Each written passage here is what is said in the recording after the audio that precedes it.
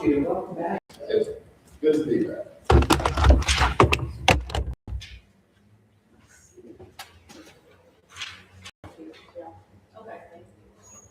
All right, who do we have first? You got first, Spiller, Judge. Okay. This is the matter of State of Ohio versus Eric Spiller, case number B240-4846.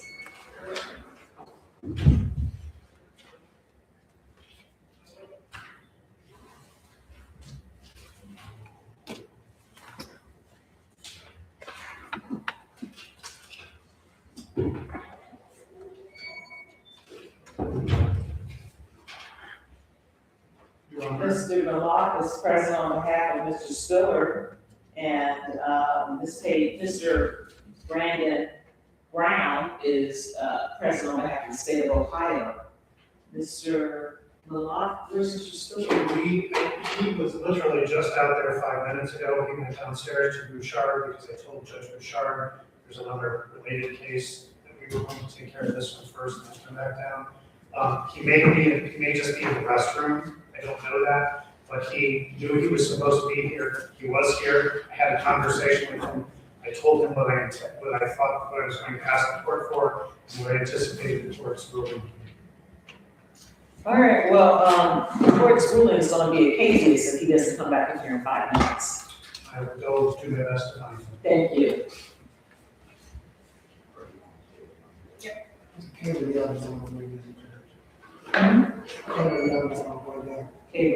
okay.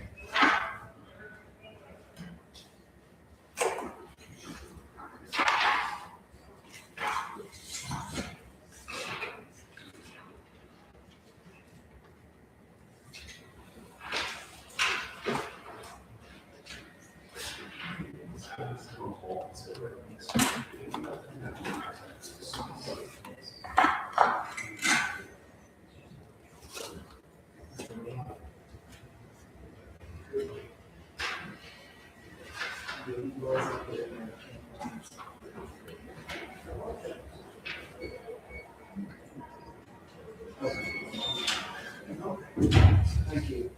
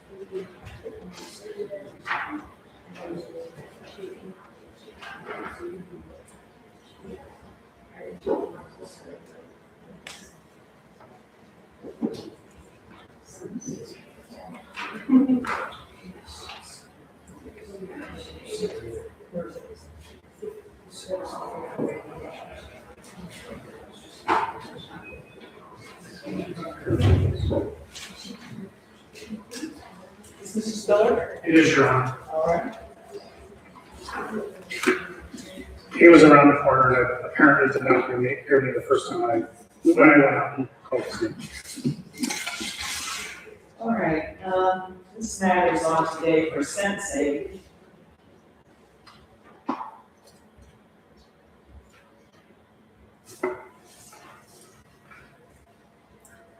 Mr. Spiller having entered a guilty plea to count one, receiving stolen property, felony 4-3, as charged on March 24th, 2025.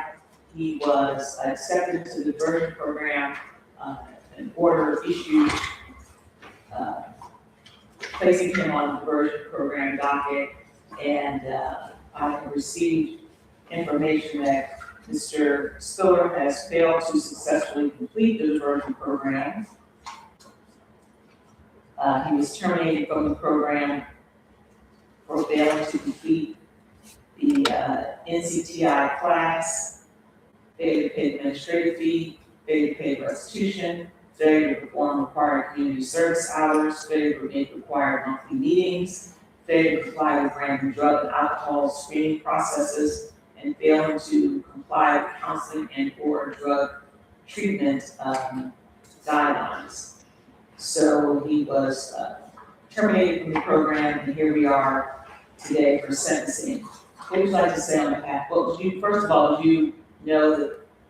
I have a copy of the diversion report, yes, Your Honor. All right, thank you. Is there anything you'd like to say on behalf of Mr. Spiller? I would ask, these were Mr. Spiller's first offenses. I would ask that he be placed on probation. Obviously, diversion didn't work, and I can't imagine that diversion would welcome him back at this point, given there are a number of, this isn't one failure, there are a number of failures. All right, Steve?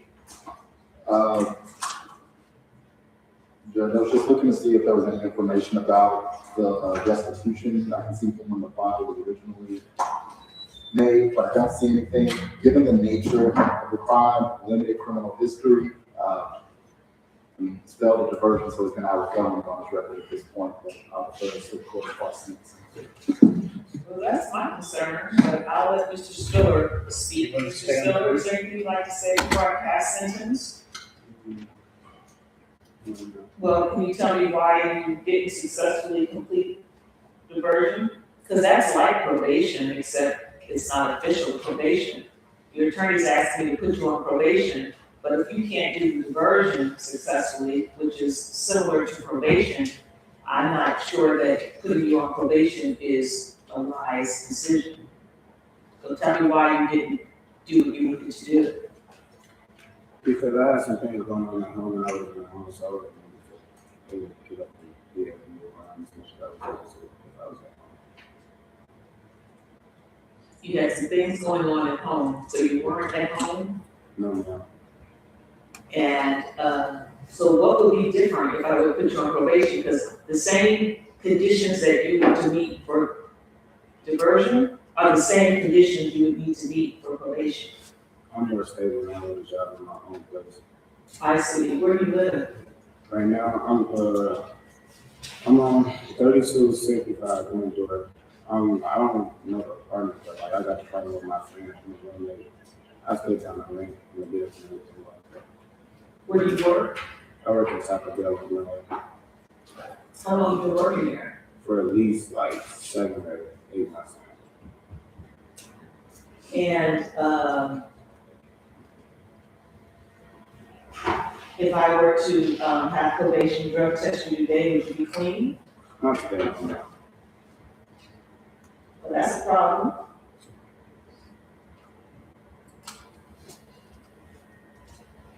Tell me why I should put you on probation and not send you to prison. Because me personally, not really like my opinion, but like I feel like I already learned, and I feel like it was kind of like dragged on just a tad bit. And I'm already kind of moving better, and I'm trying to say like something, so this is kind of just like backtracking just a sad bit. If I was to do probation, I would be able to do it if this is a second chance. It's just like if I was to go to jail, it's just like everything that I worked for now is just like down. It's draining when I haven't been doing anything. It's like the past kind of like catching back up to me because I didn't do what I was supposed to do. I mean, I should have did what I was supposed to do. So I understand it, but it was just like kind of just like dragged out the course of business at it, in my opinion. How old are you, Mr. Stover? Now I'm 21. And, were you raised by your parents? I was raised by a single mother. Your mom? Yes, ma'am. And when you would get in trouble when you were a little kid, did you get a punishment? Yes, ma'am. Okay. And when your mom told you to do something or not to do something, and you disobeyed her rules, when you disobeyed and it was time for punishment, did you get to decide what that punishment was? Did she let's say, hey, Eric, what do you want me to do? Did she do that? No, ma'am. Correct.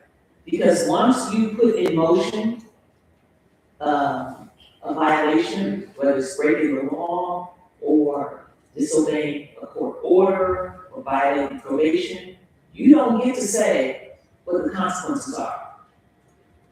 Right? Yes, ma'am. That's why you try to do everything you need to do, because once you put that in motion, it's out of your hands. So I hear what you're saying. Well, I don't really think jail is good for me. I don't really think that should happen.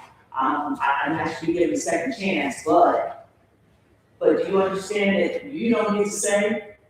Yes, ma'am. And right now, I have the authority to put you in prison. Yes, ma'am. Why would you put yourself in that predicament? Why would you put yourself in a predicament where someone else can say, you know what? Forget your job, forget your apartment, forget everything that you tried to work toward. Now you're going here. Why would you put yourself in that predicament? It's dumb, right? Yes, ma'am. So how do you not put yourself in that predicament? I'm moving smarter, I'm moving better. Do what you're supposed to do. Yeah. Take responsibility. That's it. Then you won't have to deal with all that. Because once you break the law, once you violate probation, once you don't do what your mom tells you to do, your boss tells you what to do, then you put in motion something and you have no more control. Don't put yourself in that predicament when you have all the control right now. Well, not right now. Do you know what I'm saying? Yes, ma'am. Anything else, Mr. Malott? Again, he has been working for 7 to 8 days. There was a difficult situation at his home, and he had to leave the home. I think the fact that Eric has found a job, has an apartment, is paying rent on a regular basis, has an apartment with a roommate, all says he's in the process of growing up. But I do understand that the court's motivation, and I do understand that Mr. Spiller there have to be some consequences for his criminal conduct, to which she's admitted. Yes, to which she has admitted. Okay. Well, there is gonna be some consequences, but I also want him to learn this life lesson, because he's 21. And you got a whole lot more life to live, but you've learned this lesson now. You understand? Yes, ma'am. All right. The court has considered overriding purposes of felony sentencing pursuant to revised code 2929.11, which are to protect the public from future crime by this offender and others similarly minded, and to punish this offender using the minimum sanctions that the court determines accomplish these purposes without imposing an unnecessary burden on state or local government resources. I have considered the need for incapacitation, deterrence, rehabilitation, and restitution. I've reasonably calculated this sentence to achieve the two overriding purposes of felony sentencing and to be commensurate with and not demeaning to the seriousness of this offender's conduct and its impact on society. And who's the victim? Good. It is Linda Wissman, How do you spell that? Wissman.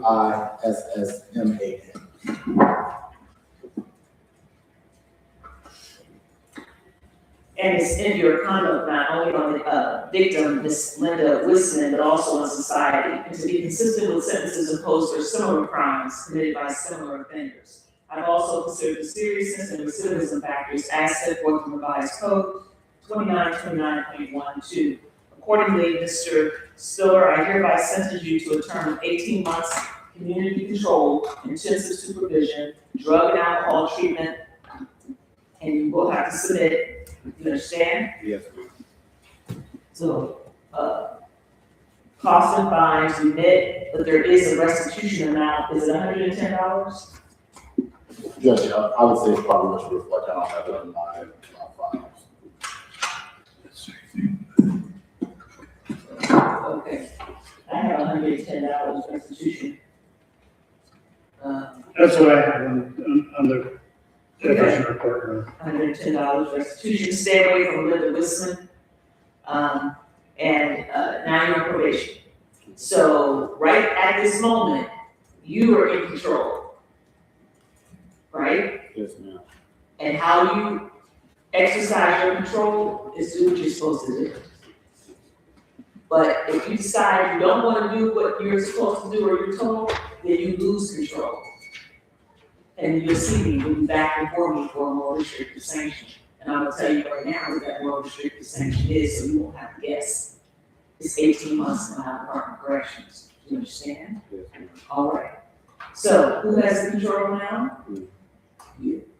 All right. So, if you do what you're supposed to do for a period of time in probation saying, Judge, you know what? I know he didn't do well on diversion, but for some reason he's doing great on probation.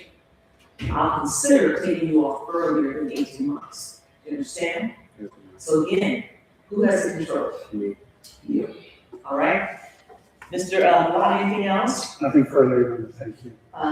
Mr. Brown? Nothing from the state, Judge. You have a right to appeal your conviction and sentence. Should you do so, you must do so within 30 days. If you cannot afford to process the appeal, an attorney will be appointed to help you at no cost to you. Do you understand? Yes, ma'am. All right, I wish you well. You can go on probation, so they can sign you up. Okay, thank you. Now, I know you said you might not be clean today, but they're gonna keep testing you, and I'll see those reports. Okay? Okay. All right. Mr. Malawi, you gotta know what probation is. Yes, I will. Yes, ma'am.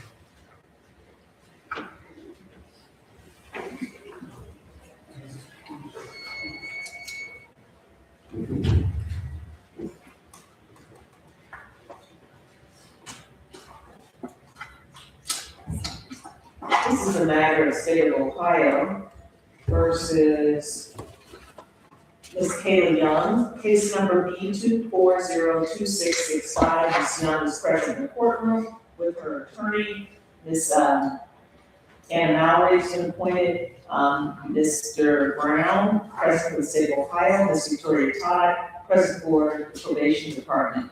This is a post-conviction warrant return. Counsel, do you have a copy of the community control sanction violation report? I do, Your Honor, and I've reviewed it with Ms. Young. All right, does she want to decide the probable cause hearing? She does not. At this time, she would like to waive probable cause and enter a plea of guilty to violations. All right, thank you very much. May I hear a statement of facts? Judge, the defendant, Kayla Young, violated the terms of probation, specifically Rule 6, 8, and 11. The defendant failed to provide probation department with a valid address as instructed. The defendant failed to report to the probation department on 10/8/25, 10/10/25, and 11/5/25. The defendant has also failed to enter and successfully complete the River City Correctional Aftercare Group as instructed by probation. All right, anything on those facts, counsel? No, Your Honor. All right, Ms. Young, did you hear what the prosecutor said you did to violate your probation?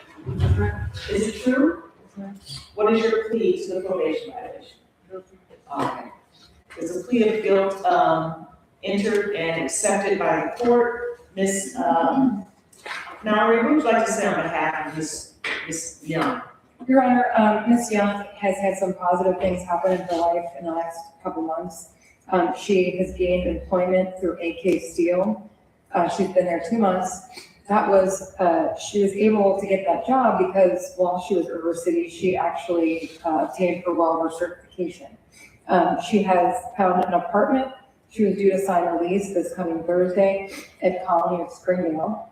And she recently regained custody of her daughter. She understands, I've discussed with her what the recommendation of probation is. She is hopeful that the court would allow her to be out to maintain this employment and have this apartment, but she understands the lack of effort on her part, and it gives the court pause to do that. All right, thank you very much. Mr. Brown. Judge, I'll refer to the recommendation of probation. Want to say anything? All right, Ms. Todd. Recommendation of probation was just for her to enter the 60-90-day River City, just because I wasn't sure exactly what she was out there doing. She just kind of fell, didn't have an address, and then returned upon successful completion is what the recommendation of probation is. I see. So I know she did complete 6 months of River City successfully. It's just what she did after the fact, which is nothing. So, and there's aftercare and there's a reason that there's aftercare, is to keep you on the straight path that you're on. So you don't live with your mother. No, right now I'm guessing until last time I lived with them, if I get some reason. Okay, so where is this, where are you? Colony Radio, Can you give the address to us? 1132, Colony Springdale, 1130 1132, Colony Springdale. 00.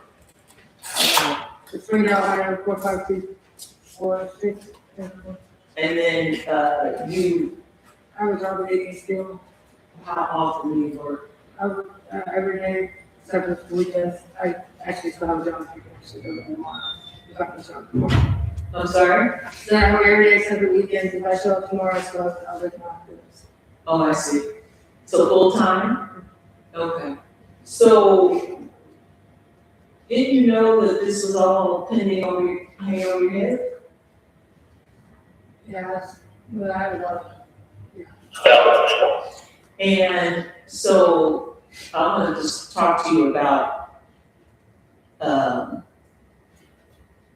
putting your head in the sand when you have something that is very important that you have to do. Because it sounds like that's what you did. Like you just kept moving on with your life and you put your head in the sand as to this probation stuff. Tell me why you did that. I honestly don't know. Like, my daughter ran away for 8 days, and then after that, it just kind of, How old is your daughter? 13. 13? And you have her back? Yes, ma'am. And what other supports do you have?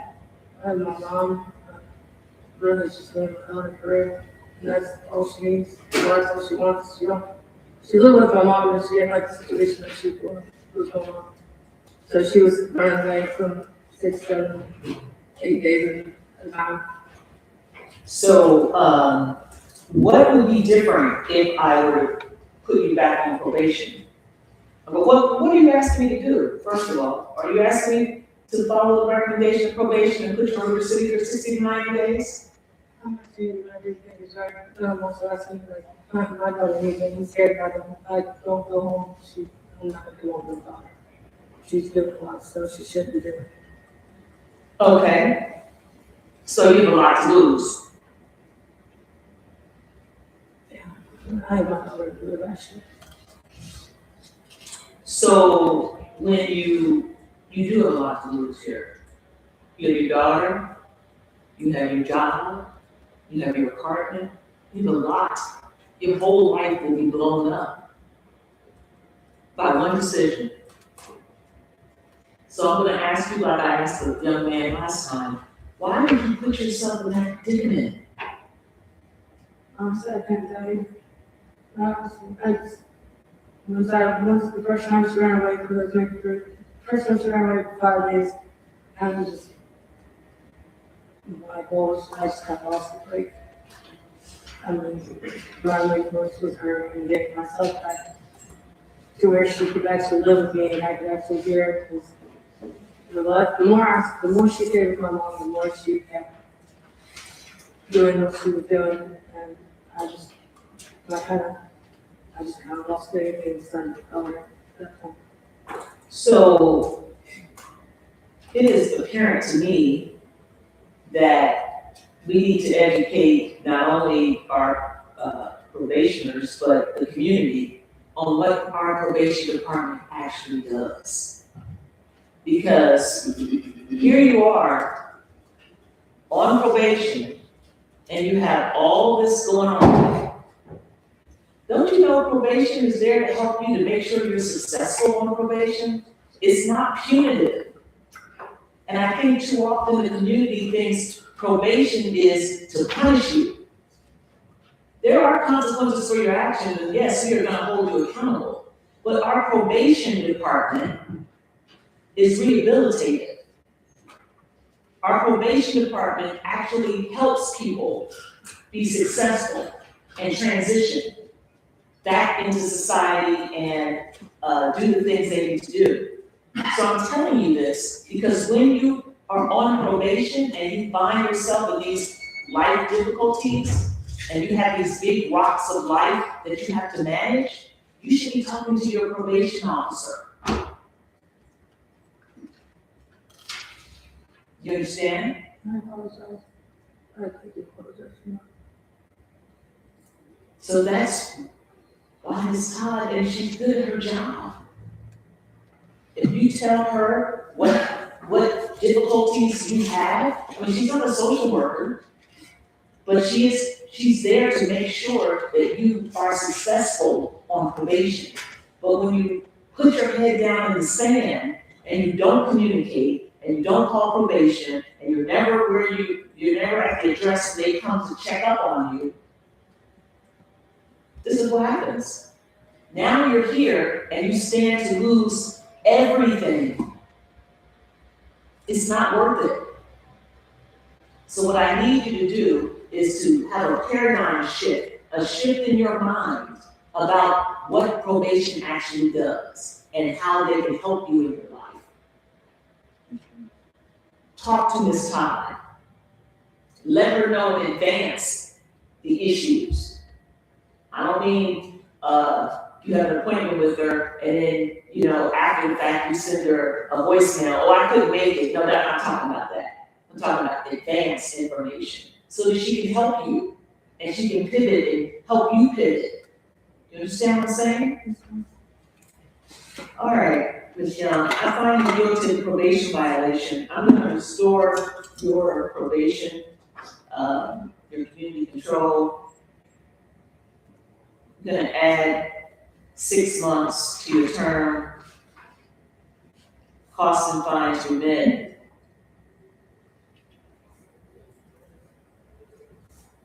But if you violate, ma'am, and Ms. Todd sends me a report, can't find her, she hasn't been calling, she hasn't been reporting. I don't care what's happened in your life. I'm gonna send you to prison for 12 months. Okay? All right. All right, so, you're gonna get out, you're gonna go to your job tomorrow, you're gonna go back to your family, you're gonna go to your apartment on Thursday, and you're gonna be in communication with Ms. Todd the whole way. Whatever she tells you to do, you gotta do it. And she understands you have a job. She understands you have a child who's, giving you some problems. She understands that you're just now, you know, we were ready to get into an apartment, but you still gotta communicate with her. Okay? All right, anything else, council? No, Say, No, Mrs. Todd? All right, the right to appeal your conviction and sentence, should you choose to do so, you must do so within 30 days. You cannot avoid the process of appeal, the attorney will be appointed to help you at no cost to you, you understand? All right, I wish you well.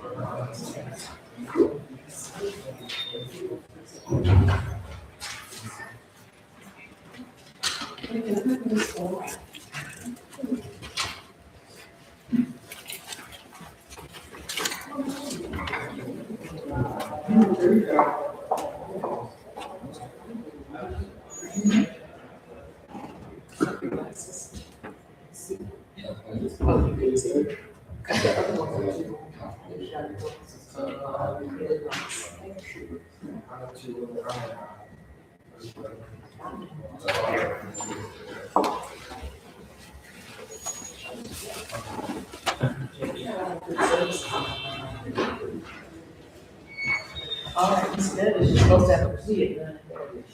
She was here, she just went, she went to go get it. She went upstairs to get a uniform signed, because the other uniform was signed by this page.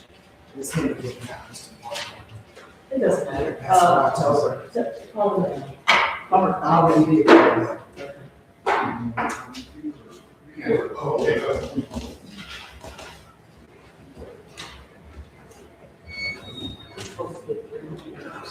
Good.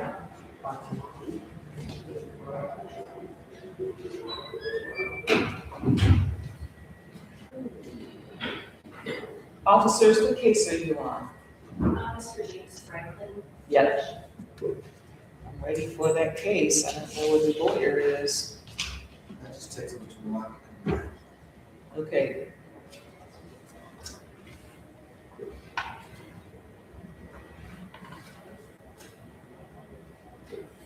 Ms. Dennis, Mr. Lamont, Ms. Toki, you can keep it to, Text everybody. we can keep, I'm gonna just continue her screenshot. Before she out of there.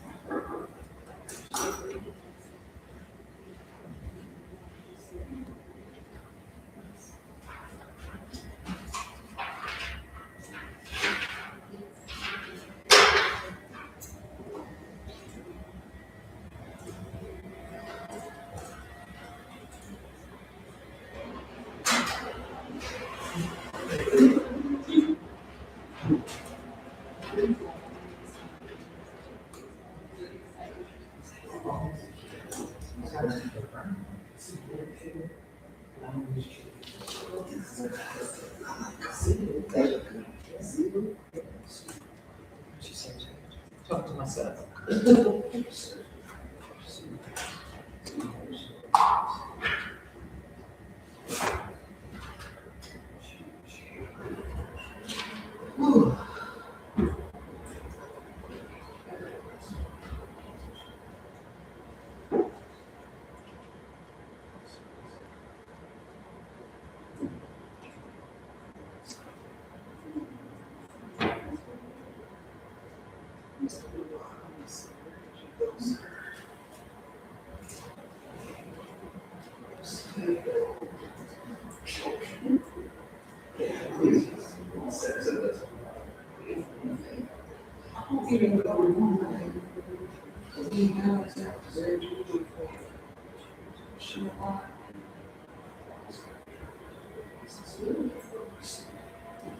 continue, Dante, Campos, whatever, to, is he here? Can you go out there and see if he's here? Who? The defendant. We talking Ms. Tokes? Yes. Because I'm just gonna continue it. And hear him later. You call and see if he's out there. I yell, Dante.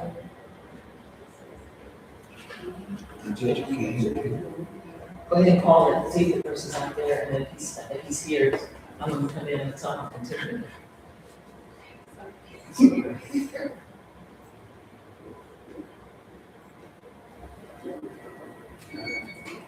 Ms. Dennis, you ready?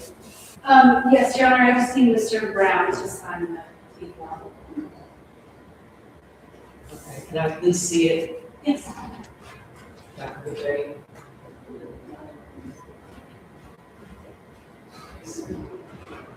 Thank you.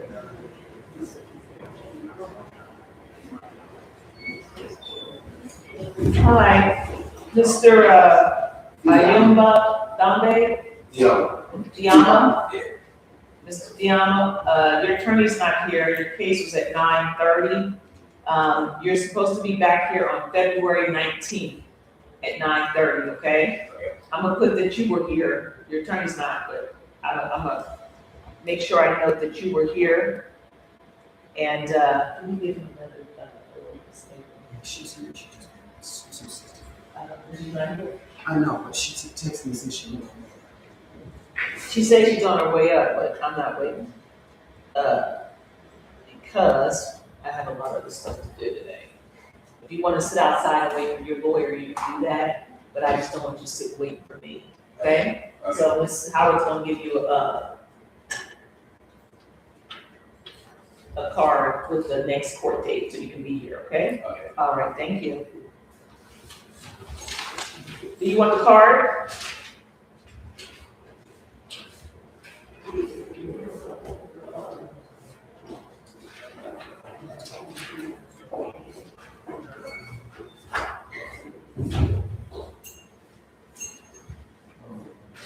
Mr. Moore, Ms. Ellis, these are the officers on your case. Oh, hello. Thank you, Your Honor.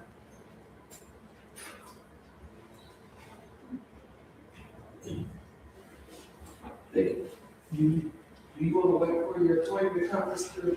DLA? I think I'll plead that. Okay, okay. Sorry. No worries. I need some. Who's this? Brian Mason. Okay. All right, here you go, Mr. Brown. You can sign up over. Please. And your client's on his way down. Thank you, Your Honor. That is, I was gonna Is that say, new to her? he's new to our office. He was at the city for a while. Oh, And okay. then he was, he did like the traffic stuff for a while, but he was a mini prosecutor for a Oh, while. okay. and stuff.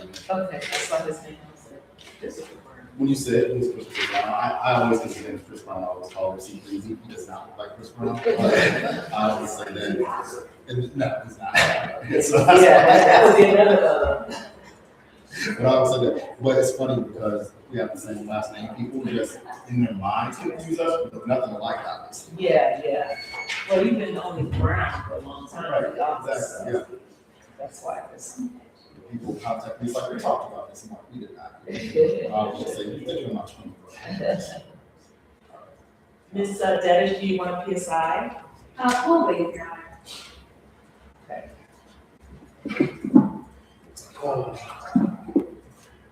I don't know, I don't think he's showing up. Yeah, but like I said, it's gonna be a little context. If you don't show up. I was gonna, if you guys are okay, wait, just like a few years, thank you. All right. So the defense attorney, I haven't seen this client just in front of him yet, so I'm anticipating that it's probably just showing up. So, thank you.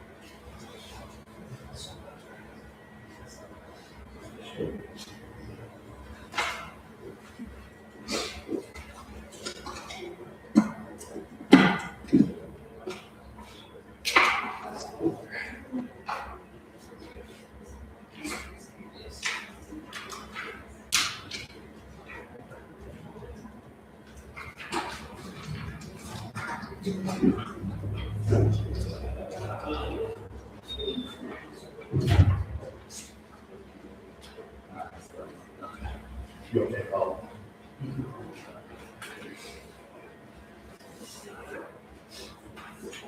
Judge, unfortunately, we can call Mr. Franklin's case.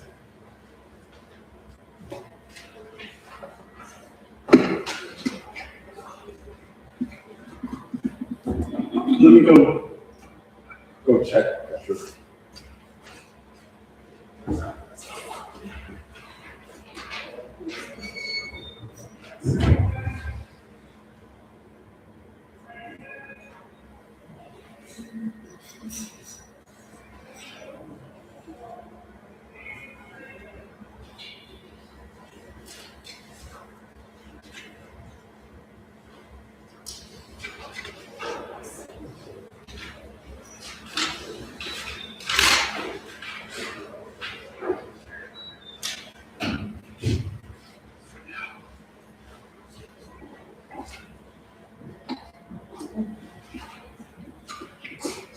All right, this is the matter of State of Ohio versus James Franklin, Yes, Your Honor. case number B 2504438. Mr. Malott is present for Mr. Franklin, and Mr. Brown present for the State of Ohio. Mr. Malott, this matter is on for jury trial. Where's Mr. Franklin? Mr. Franklin's not there, Your Honor. Okay. Have you And had if I- contact with him? I made several attempts over the last week to contact, since the pretrial, to contact him without any success. I tried the primary number I had for him and 2 alternate numbers. I have reached out to him in every way possible that I know, including email. I've not heard anything from Mr. Franklin, and I can't explain it any further than that. All right, thank you very much. Mr. Brown? Judge, state is ready to proceed to trial today, that's for habeas. All right, this matter has been set for habeas, this matter is set for, jury trial. I will note that the officers were present on behalf of the State of Ohio. Mr. Malott, his attorney was present there, Mr. Brown present, everybody's present, ready to go. I'm gonna issue a habeas in the amount of $50,000 straight and secured. Mr. Malott, would you like to stay on this case? I would like to try. Okay, or a motion to withdraw this thing. Thank you. Have a good day. Thank you, you as well. Thank you.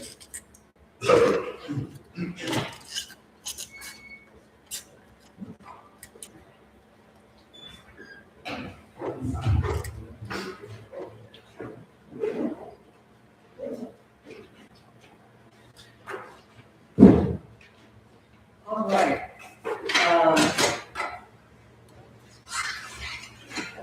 Mr. Ransom. This is the matter of State of Ohio versus Ryan Ransom, case number B25033975. Mr. Ransom is present in the courtroom with his attorney, Ms. Amy Dish, and Mr. Brandon Brown is present on behalf of the State of Ohio. This matter is on today for a plea. I have been handed plea documents. Counsel, is this how your client wishes to proceed? Yes, Your Honor. All right. Mr. Ransom, is that accurate? All right. Mostly I'm going to be talking to you, Mr. Ransom, so Ms. Dash, you can move that microphone closer to him. Okay, thank you. All right. Are you the Ryan Ransom named in this indictment? Yes, ma'am. Mr. Ransom, can you tell me how old you are? I'm 39. How far did you go to school? I got my GED. So you're able to read and write English language well? Yes, ma'am. Are you a U.S. citizen? Yes. Have you ever served in the military?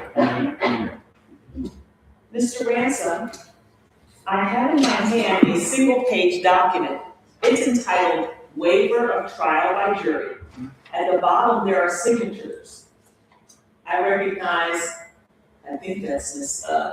Denish's signature. Ms. Denish, that's your signature? It is, it's not my best signature, I'm sorry. All right, that's okay. So, Ms. Denish's signature here, and right above her signature, is this your signature, sir, where it says defendant? Yes, All right. Mr. Ransom, this is an acknowledgement by you that you understand that you have a constitutional right to have a trial. But when you sign this form, you're indicating to the court, I understand that, but I'm waiving my right to have a trial. I don't want to have a trial. Is that your understanding of what you were doing when you signed this form? yes, ma'am. Did you sign this form after consulting with Ms. Dedish about your constitutional right to have a trial? Yeah. Do you have any questions about this form? No, ma'am. Do you have any questions about your constitutional right to have a trial? No. All right. I also have in my hand a 3-page document. And it's entitled Entering Withdrawing a Plea of Not Guilty and Entering a Plea of Guilty. And on the 3rd page of this document, there are signatures. I recognize Mr. Brandon Brown's signature, he's the prosecutor right here. Right above is Ms. Denish's signature, which looks a little better. And then right above that, where it says signature of defendant, is that your signature, sir? Yes. You can step up. Yeah. All right, thank you very much. Mr. Brown, would you please put on the record the party's expectation regarding this plea? Yes, Judge, expectation is the defendant will plead guilty to count 2, aggravated possession of drugs as a felony of 5th degree. State will be dismissing counts 1, 3, and 4. Ms. Dennis, is that accurate? Yes, Your Honor. Mr. Ransom, is that your expectation too? Yes, ma'am. All right. Sir, are you under the influence of any medications, alcohol, or drugs today? No, ma'am. Do you now or have you ever had to manage any type of mental health difficulties? No, ma'am. Are you presently under any type of probation or community control supervision in this state or any other state? No, ma'am. Has anyone forced, threatened, or coerced you in any manner into entering into this plea of guilty today? No, ma'am. Has anyone promised you anything at all if you enter into this plea of guilty? No. Are you making this plea of your own free will? Yes. All right. The state has indicated that it's expected that you would enter a guilty plea as charged to count 2 of the indictment. Now, there are 4 counts in the indictment, all drug related. Well, now, 3 of them are drug related. One is a failure to comply with order or signal of a police officer. But based on your attorney's negotiations on your behalf with the state is asking the court to accept your guilty plea to 1 count, which is count 2, aggravated possession of drugs, a felony of the 5th degree. In exchange, the state is asking the court to dismiss all other counts. Is that your understanding? Yes, ma'am. Is that what you talked with Ms. Dedish about before this hearing today? Yes, ma'am. Did you have an opportunity, sir, to review this 3-page plea form with your attorney before this hearing? Yeah. Do you understand what it says? Yes, ma'am. Do you have any questions about it? No, ma'am. Did Ms. Dedish answer all of your questions about it? Yes. Mr. Ransom, do you believe that you've had enough time to sufficiently consult with your lawyer about your entire case before this hearing today? Yeah. And has Ms. Dedish answered all of your questions to your satisfaction? Yeah. Have you had an opportunity to either review and or discuss the evidence that the state has against you with Ms. Dedish before today's hearing? Yeah. Okay. Mr. Brown, would you please put on the record whether or not the state has provided all discovery evidence, including any Brady material evidence, if any to your knowledge to the defense? Yes, Judge, the state provided all non-discovery in this case. Ms. Dedish, do you acknowledge the same? Yes, Your Honor. Mr. Ransom, are you satisfied with your lawyer, Ms. Dedish? Absolutely. Now, do you understand this charge in count 2, the count that you're expected to enter a guilty plea to? Aggravated possession of drugs, a felony of the 5th degree. Do you understand that charge? Yes, ma'am. Do you understand that if you plead guilty, you are making a complete admission that you committed the allegations contained in count 2 of the indictment? Yes, ma'am. And do you understand that if you plead guilty, the court may enter a judgment of guilt against you as to count 2 and proceed to sentence you immediately? Yes, ma'am. Now, count 2 being a felony of the 5th degree, do you understand that you're facing up to 12 months in prison and up to a maximum fine of up to $2,500? Yes, ma'am. Do you understand that if I sentence you to prison, upon your release from prison, you could be on post-release control for up to 2 years? Yes, ma'am. And if you violate the conditions of post-release control, you could be returned to the institution for a total of up to 1/2 of your original sentence. Do you understand that? Yes, ma'am. Mr. Ransom, are you on post-release control right now? No, ma'am. Well, do you understand that if you are on post-release control and you committed a felony offense while on post-release control, in addition to being punished for the new felony offense, the sentencing court could add an additional consecutive 1-year prison term or whatever time remains in your post-release control time, or whichever is greater. Do you understand? Yes, ma'am. All right, I know I've given you a lot of information. Do you have any questions at this point? No, ma'am. Well, since this is a felony in the 5th degree that you're expected to enter a guilty plea to, I want you to know that community control or probation is a possibility.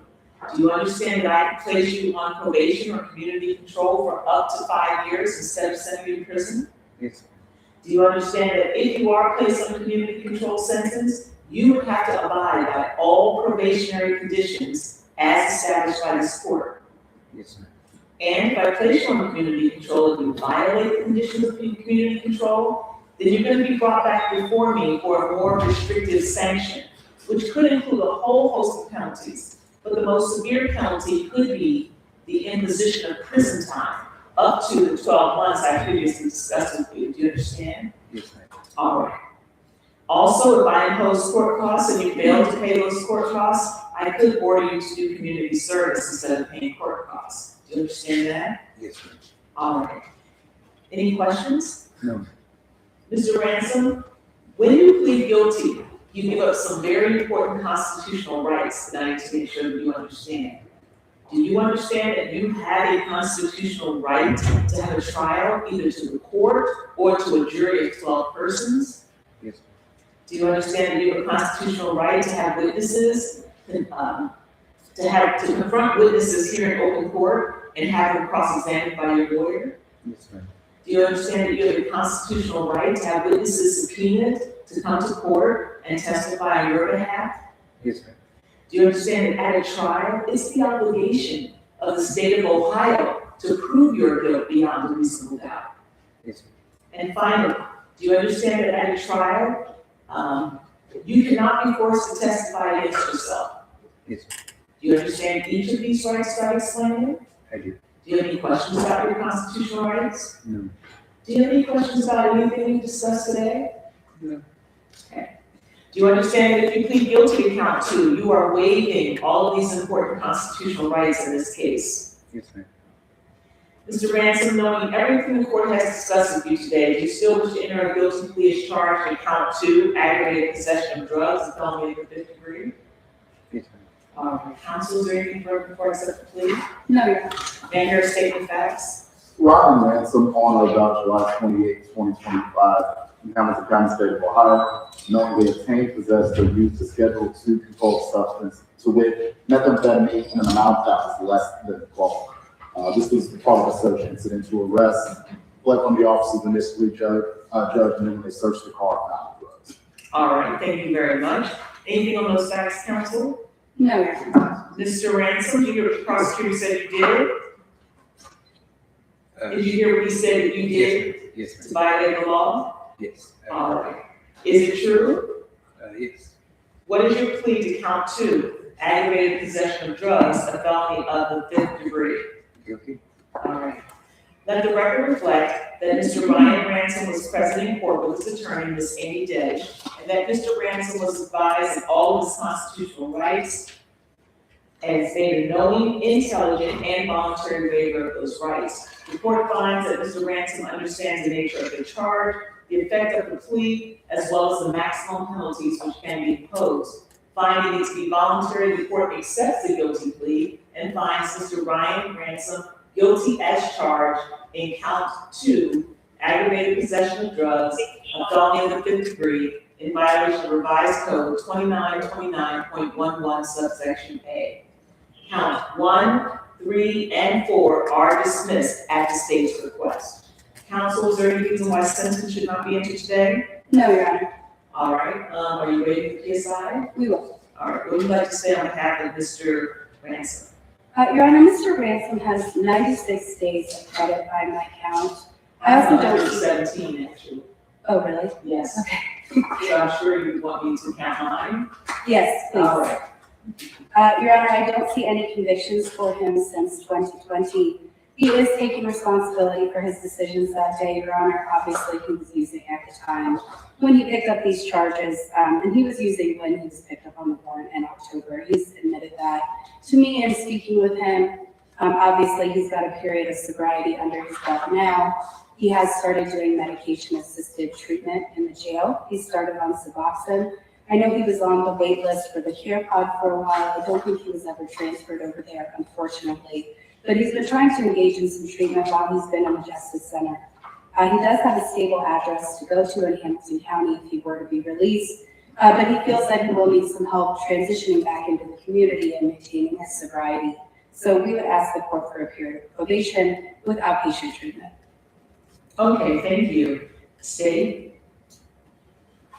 Judge, just looking at the defendant's prior history, it looks like he's got a possession conviction in 22 and then a burglary conviction in 2020.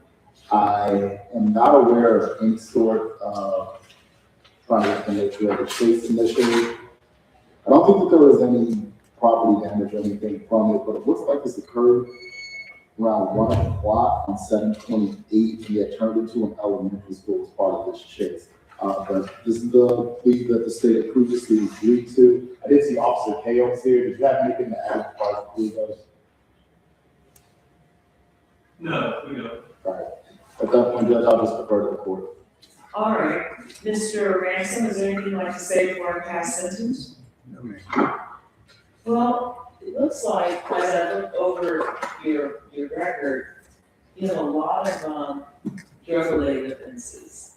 So, and based on what the prosecutor just said, it sounds like you have some difficulties with history of drug abuse. And is the drug of choice meth? It just was at the time. It was at the time, so. And you've taken some affirmative steps to try to help yourself while you're in jail. What is your biggest hurdle in being successful, do you think?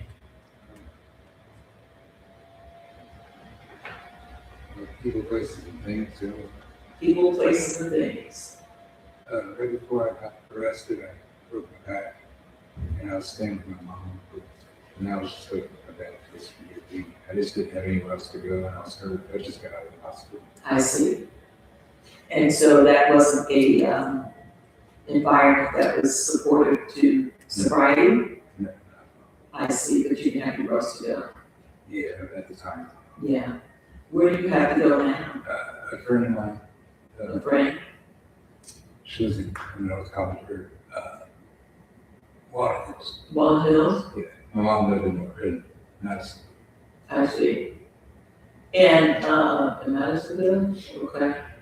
Since then, I've lost all, like, I lost everything I had. So there's no need for me to go back. I see.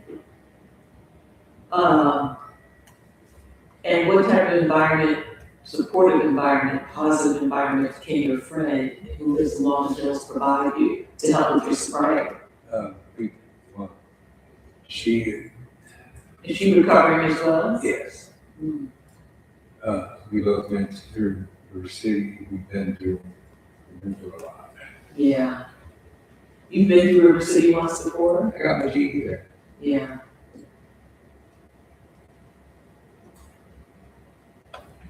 Well, I appreciate the fact that you appreciate that you need some help. I appreciate that. That's actually the first step in being successful. So, and it's a big step. So I appreciate that, and I applaud you for that, commend you for that. But I do think that releasing you at this point, where you're trying to, you're right there at the cusp of, being sober for a period of time, releasing you to a place that is someone else is doing the same thing, is probably not the strongest position that the court can take right now to help you. And I want to be in the strongest position to help you, okay? So what I'm gonna do is I'm gonna send you, well, let me say my spiel first, and then I'm gonna tell you what I'm gonna do, because I'm gonna send you the treatment. The court has considered overriding purposes of felony sentencing, pursuant to revised code 2929.11, which are to protect the public from future crime by this offender and others similarly minded, and to punish this offender using the minimum sanctions that the court determines accomplish these purposes without imposing an unnecessary burden on state or local government resources. I have considered the need for incapacitation, deterrence, rehabilitation, and restitution. I've reasonably calculated this sentence to achieve the two overriding purposes of felony sentencing and to be commensurate with and not negating to the seriousness of this offender's conduct and its impact on society, and to be consistent with sentences imposed for similar crimes committed by similar offenders. I've also considered the seriousness and recidivism factors as set forth in revised code 2929.12. Accordingly, Mr. Ransom, I hereby sentence you to 2 years community control intensive supervision. I'm going to sentence you to the River City program of 60 to 90 day program, 60 to 90 day treatment program, in aftercare, and then costs and fines you pay. If you violate, which I don't suspect you're going to violate River City, because one, you've been successful there. Two, you've already started on a path to help yourself. But if you do violate, I will not hesitate to sentence you to a term of up to 12 months in the Ohio Department of Corrections. You understand? All right. So that's going to be the order of the court. Anything else, counsel? No, Your Honor. State, Nothing to say. you have a right to appeal your conviction and sentence. Should you choose to do so, you must do so within 30 days. If you cannot afford to process the appeal, the attorney will be appointed to help you at no cost to you. Do you understand? All right, so Mr. Ransom, the court, I want you to understand the rationale. I want you to continue on your sobriety journey, but I want you to have tools to be able to do that and support. I'm glad that you have a friend that you can go and stay with, and hopefully that friend will still be there in 60 to 90 days. If not, we'll transition you to help you into a place where you can go and start your journey outpatient. You understand? Yes. All right, I wish you well. Thank you.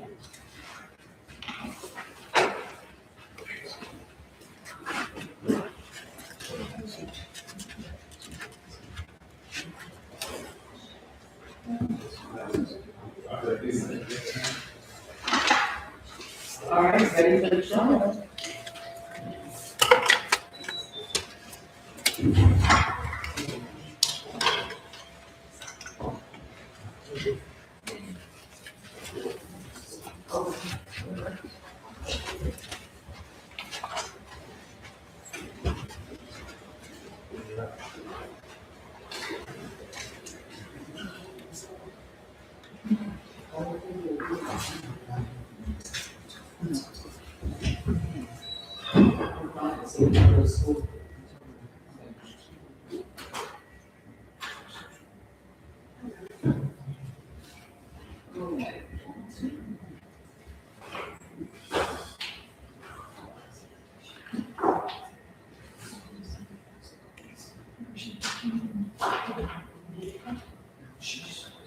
Can I talk to the attorneys, on Walton before we start? Sure.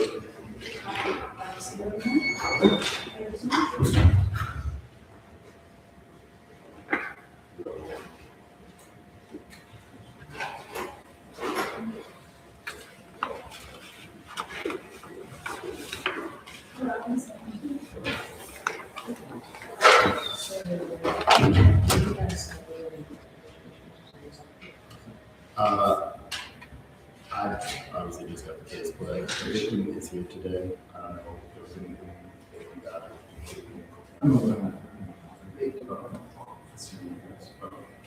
You gotta talk to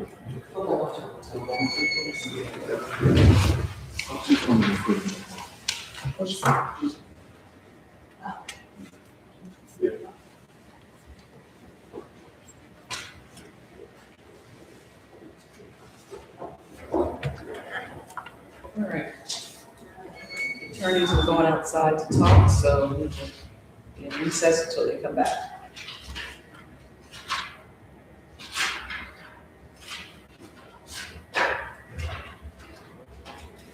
We just got to-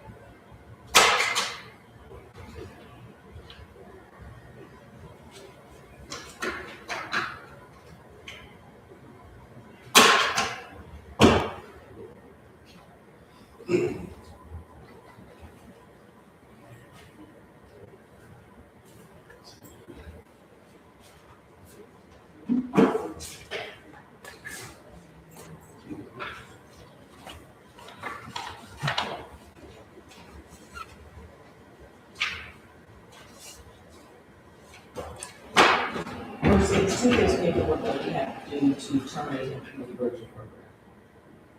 I think there might be an order that has to go on.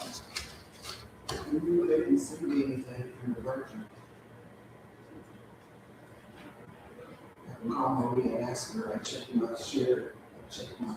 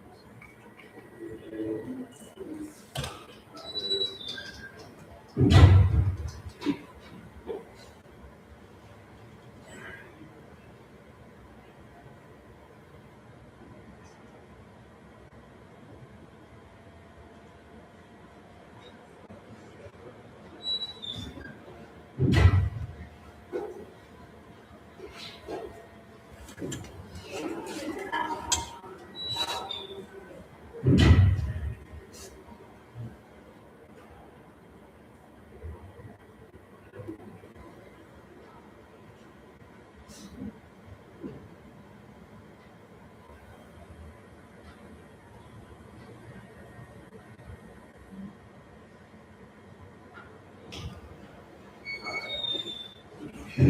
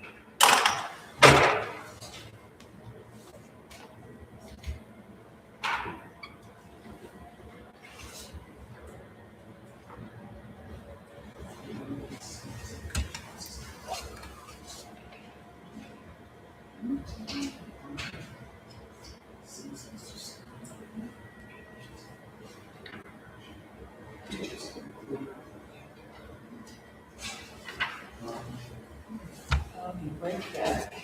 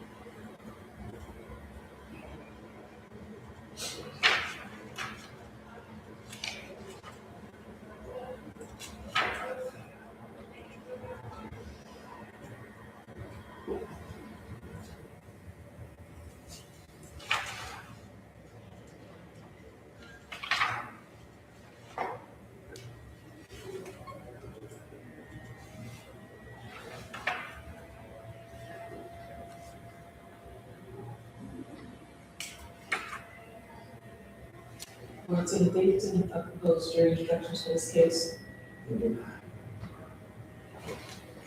asked her to. I think that's- Yeah, I know that, they should still have it. No. They just start talking today, they didn't have that. Yeah, no, they unless they, let me check, because they had one when I first got here, so let me check.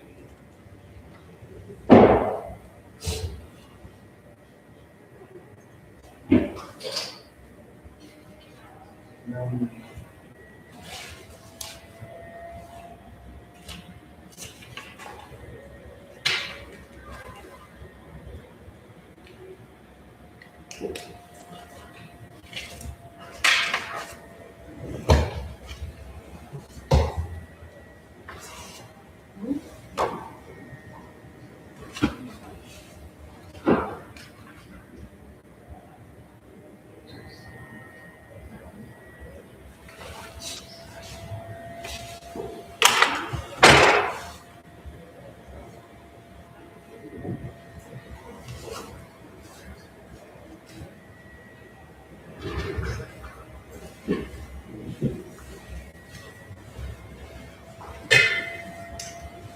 All right,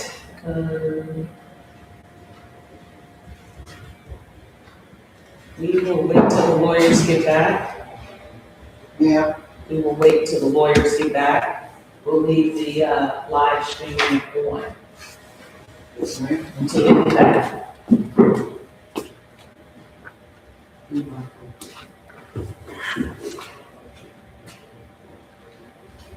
Yeah. Did you see the text? Oh, I see. I see. Oh. I see it. I'm just doing the order, I agree with it. Oh, it's the aggravated thing, I like to put the order. Cause look at the phone, that's okay.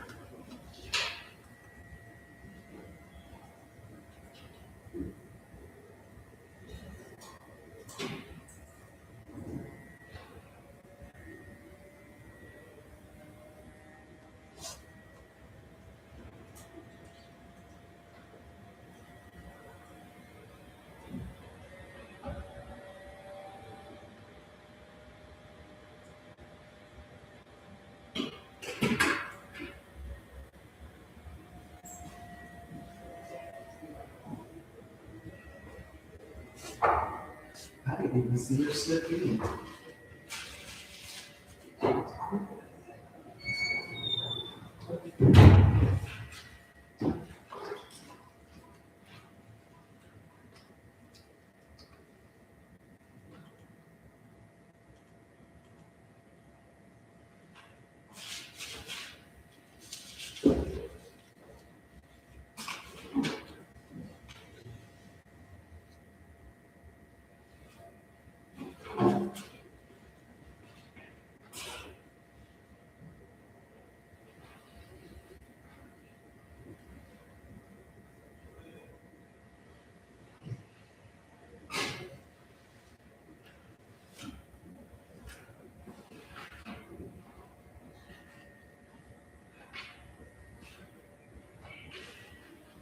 Yeah, yeah.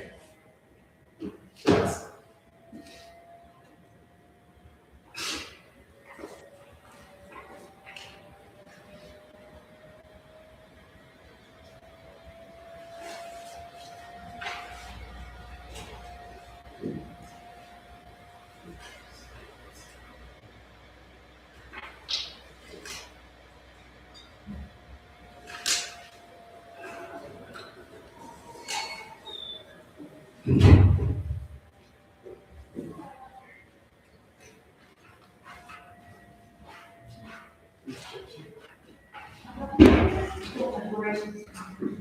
Is it one of our cases?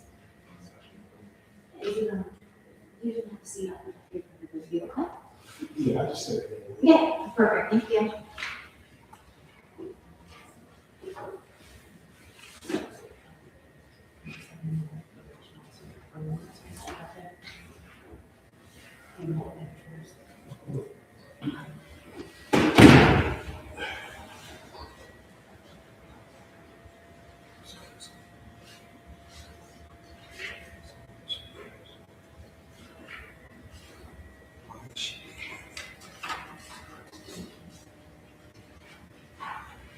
Why is she being, why is she being? She, over our credit institution. So, So she still owes restitution? Yeah, how much? Yeah, she's still owes. she was issued. She was paid like, so, he's about 7 months. So she's still owing 2 years? 702 years? 7, 8, 2 years. Okay. She, It's her first time coming into the court? She has a violation or no? Okay. Okay. All right. I'll just sit up here for judge.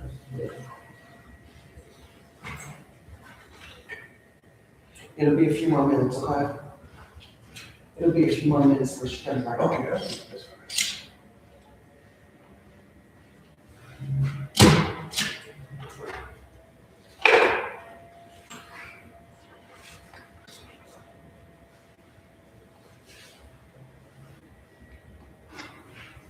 So she's due to term this March?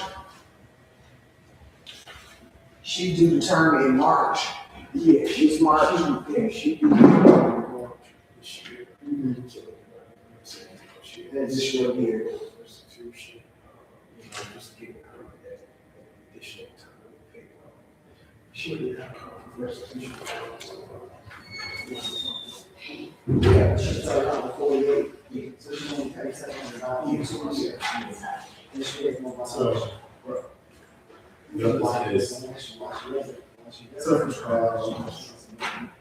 robbery, aggravated, short version of that, we will show right, discuss children, he is feeling the wrong. Less than 60 days. Yeah, I was just saying, that's a good point. Well, she, what was it? She'll be working, okay, okay. So, She's. Okay. so, Okay. Brooklyn and Jim White, they offered today, they said, you know, talk to him. He asked if he could do young wellness on that grade of respect. Talk to the officers, they said, that it seems like about it's going to be I didn't see anything as far as the juvenile record, it's too long, they really have no, see what each thing is happening.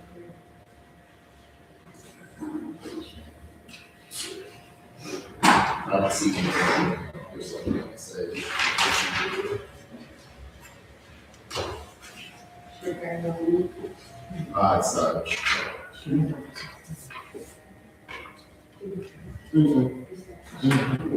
Thank you.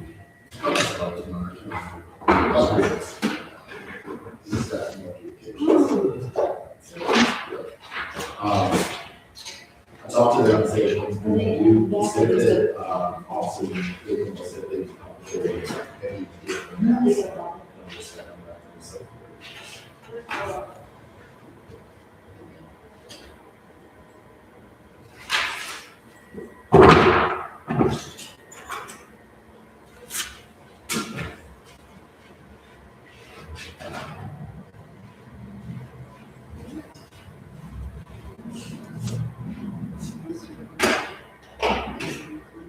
No, purchase the guy who actually had the room, so it was like 16-year-old who ended up getting our speed to say, oh, that's what's up.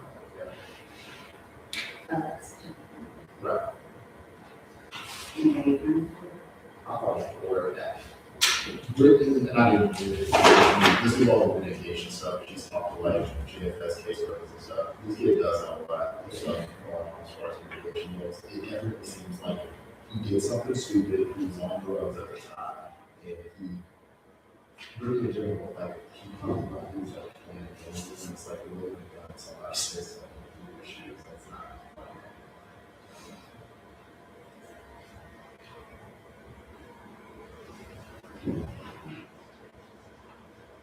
I'll ask them to see. All that, I'm just gonna announce it.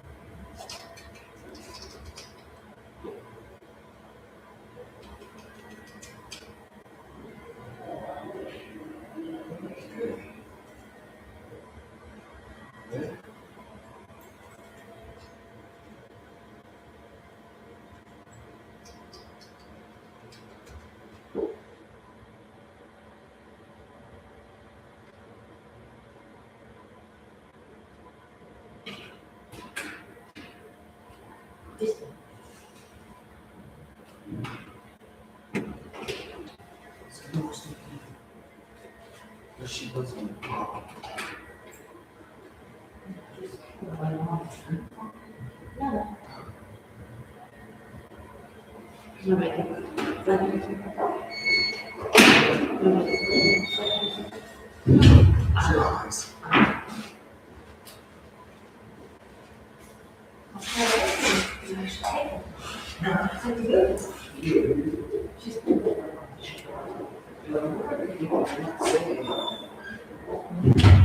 You just walked away. What is up there?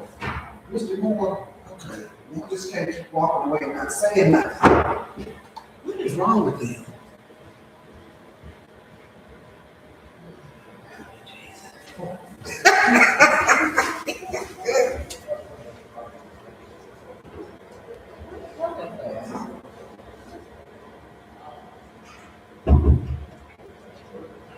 Well, I don't know where they went. They walked away too fast. Mr. Moore, I mean, he's talking to the building. So I'm assuming this is a resolution. I'm supposed to just assume that. Correct. Right. Let me text him. I'll see.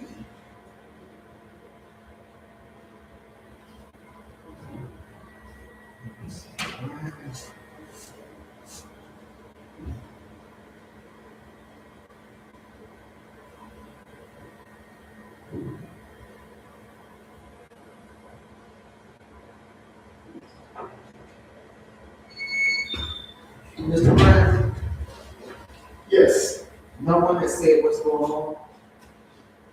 they are in the midst of plea negotiations right now. Okay. Brittany and Jim just went up to talk to him to see. Yeah, see, that's what I'm saying. They didn't say anything. Yeah. I got you. I'm glad you got me, Mr. Brown. so well. That's why I'm also first. I'm good. Okay, yes, you are. Yeah, so they're gonna talk to me. Okay. Did you find out about the?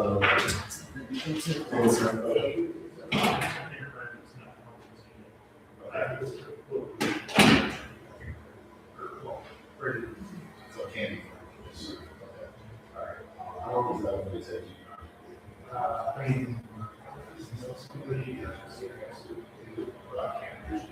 can't imagine it takes long. That's not. All right, this, I think we need to have that happen. We get to our highest, even, we probably will get to go like that. Yeah. So we'll see. Okay, great. So,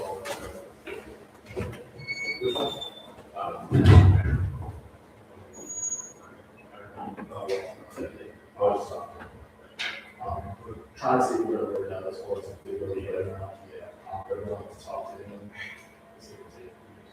I don't think we're, it's not super hard party, but it's only get less than doesn't happen.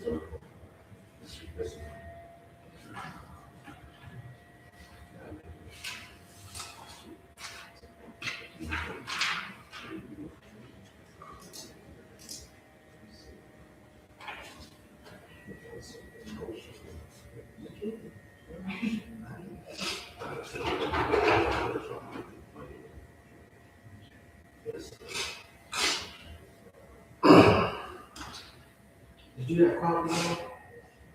Yes, I will. Me too. Now, what about it? You got cut off. It is. You good, it was on the edge.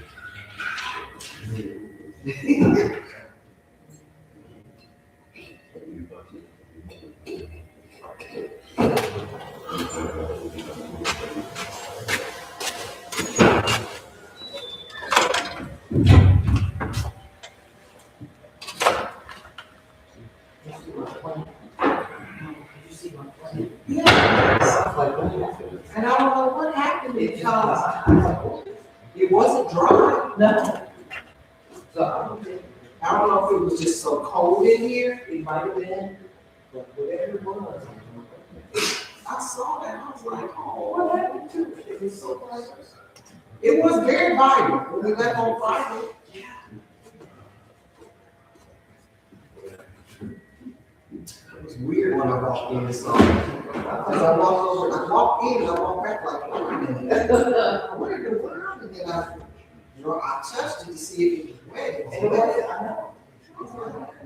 I walked right out there.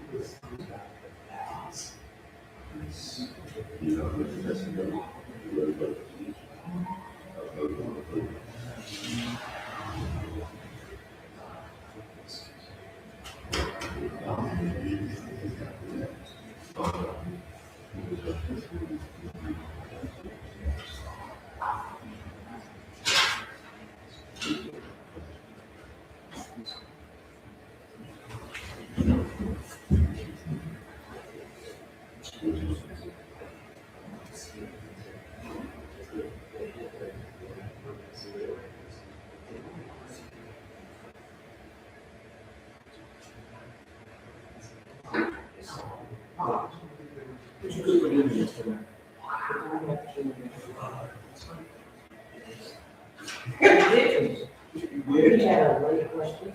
Oh. Yeah. I get it. That's why people say. Saturday is steak. Saturday steak. Oh, I was going to get this steak. I know, right? We had some in a long time. We had to cut way back. Oh, I get it. I get it. Yes. And then we had this dinner, we did home.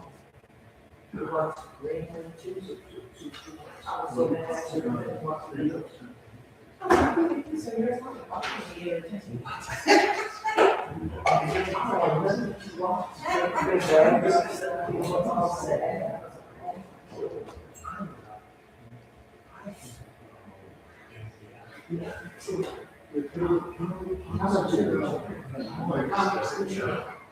I didn't. I was supposed to.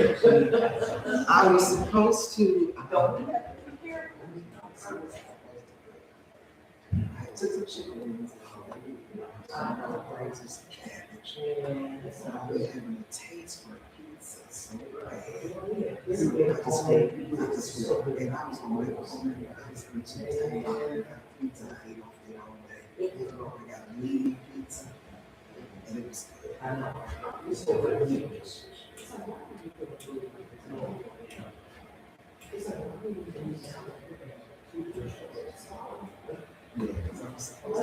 Chicken wings and cabbage.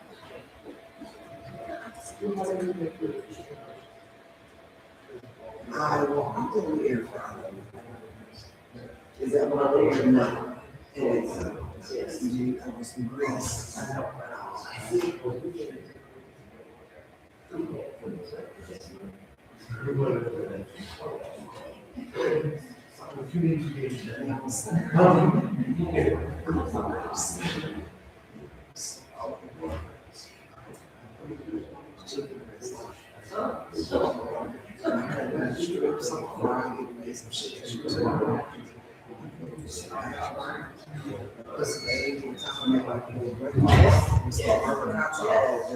I told her, oh, it's so good, it's so good, it's so good. I can't, I'm like, wow, I'm trying not to do that. So, it's delicious.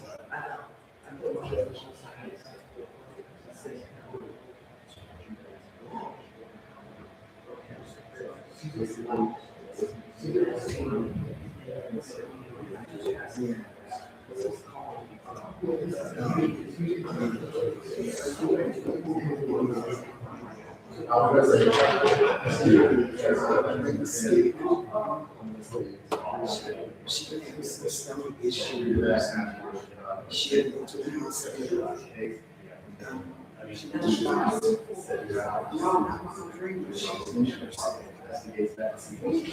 She started having a stomach issue. And she feels so bad. Yes, she was a nurse. And they think it's just diverticulitis, but it's a tumor in the Yes. If she did have a mini stroke, you did tell me that just before Thanksgiving. But since then, she's been complaining and she's speaking. Doesn't take medication, she's on medication. And now it's 76. Now she's with her. And so I got to go He was living shape with me. That's a 6.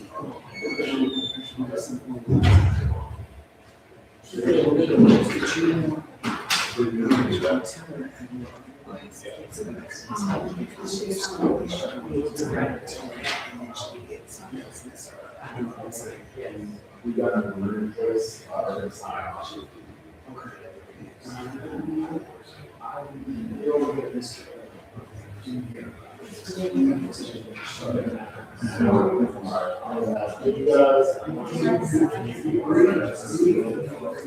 I just want to see if you guys can that. I know you're already done with stuff. You're gonna need a waiver too, so. You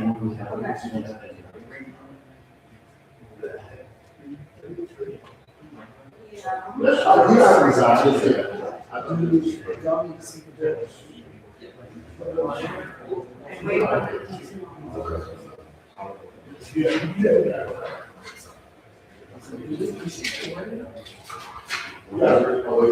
Yes.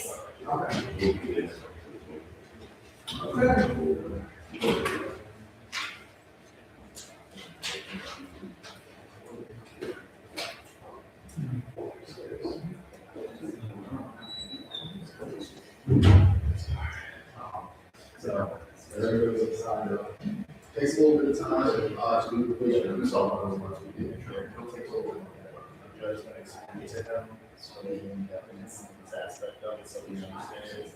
He's gonna understand the possible maximum penalty, but, they don't know if they're gonna set it up for sentencing, because, Brittany's got a lot of stuff, she's trying to do a lot of doing,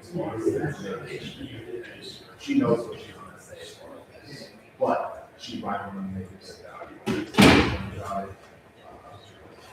And I said, it doesn't change anything, it just means to come back and find out. And that's that change. So that's not much. Okay, so we'll go here a little bit. Right. Well, once we do the sentence, once we do the plea, the judge will ask us, how long sentence today? And they'll say, yes, I have you got officers here, I can do it today, I'm fine. He doesn't have anything really this person. It's a dumb person. Steve, you want to say anything to the person who brought up this system? You don't have to, right? The judge will let you know, if you want to talk about how this affected you, anything, however.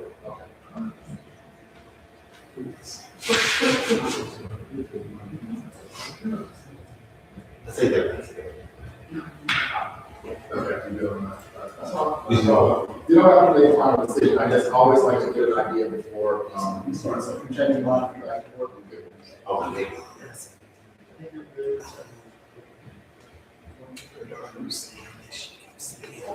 Can't do this. And I think in her saying that, she was going to take action.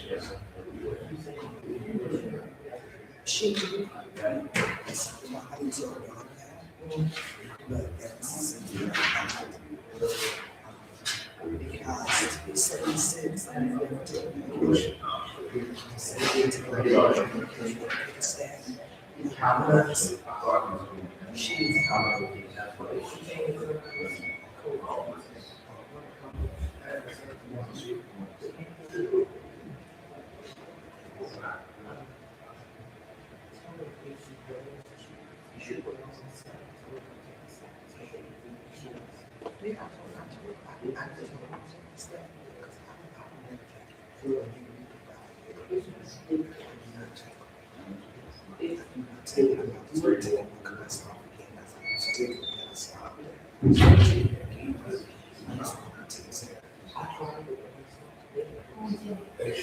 It's usually, that's different. It's not, it's a court. Yeah, it's supposed to be here 10 o'clock.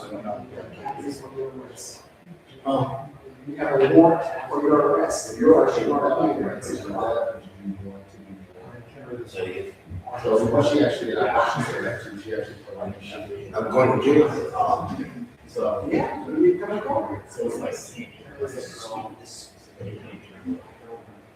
So basically, you still have to.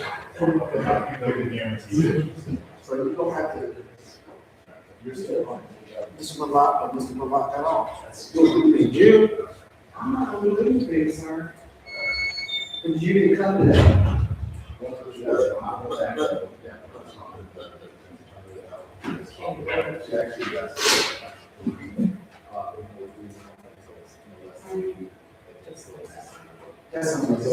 I'm about to die.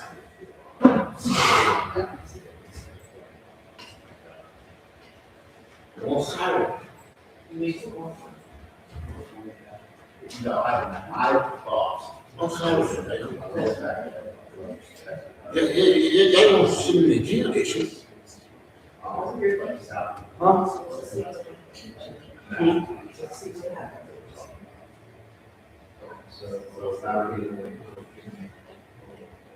Would you want to stay here? We're still moving.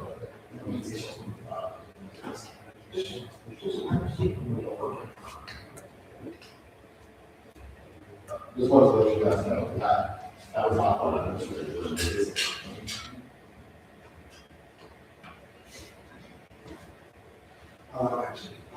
Yes, it is. Okay, thank you. Mr. Frank, have a seat and go talk to the judge. Have a seat and go talk to the judge, okay?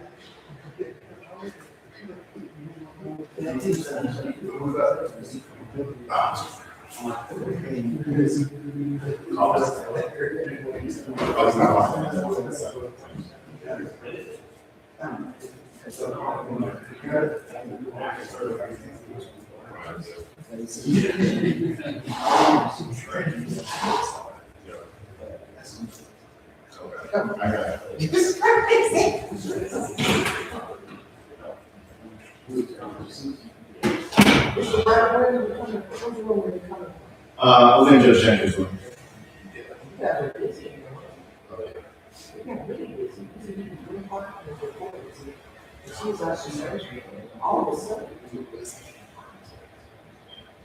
Kind of follows me, so. I know. Yeah, but I was like. It's following you.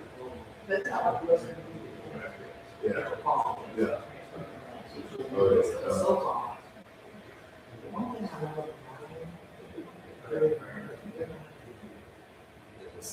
You see what I'm saying? Maybe tomorrow, all day.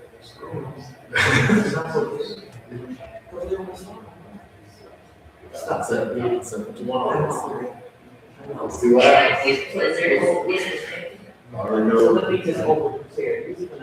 Yeah, that's what I know. That. I need to start over preparing.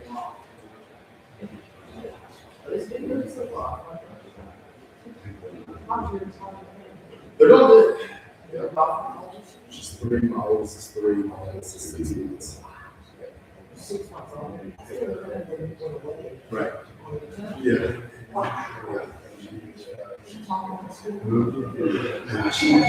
Yeah, I got you. 6-month-old, she is trying so hard to move. She can like spin herself, and that's it. And she hates to roll. She can roll from stomach to back. Hates doing it. If she's on her stomach, she just gets mad. She'll go like, move, turn. She's like, I'm like, roll over. You have the power. But yeah, she's trying, bro. She's really trying. She wants to. Yeah, that's too long. Just I can see her like punching her on the ground. And then Etta's good. She started preschool at the daycare we take her to. Yeah.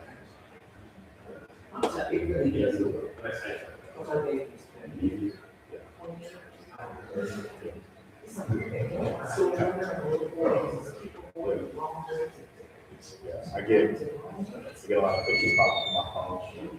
Snap, like,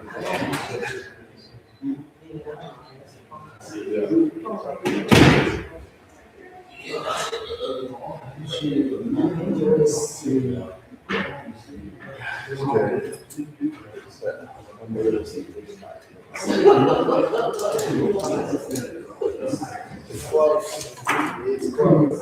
Afraid it's the easier one, but the problem is that it's just like trying to just like. I just stayed up so late last night. She was up till like 11. That's the big, just, we don't. Stop. She's never been good at sleeping, and so sometimes she'll just be like, I want to go to sleep. And I'm just like, yeah, you gotta go to sleep.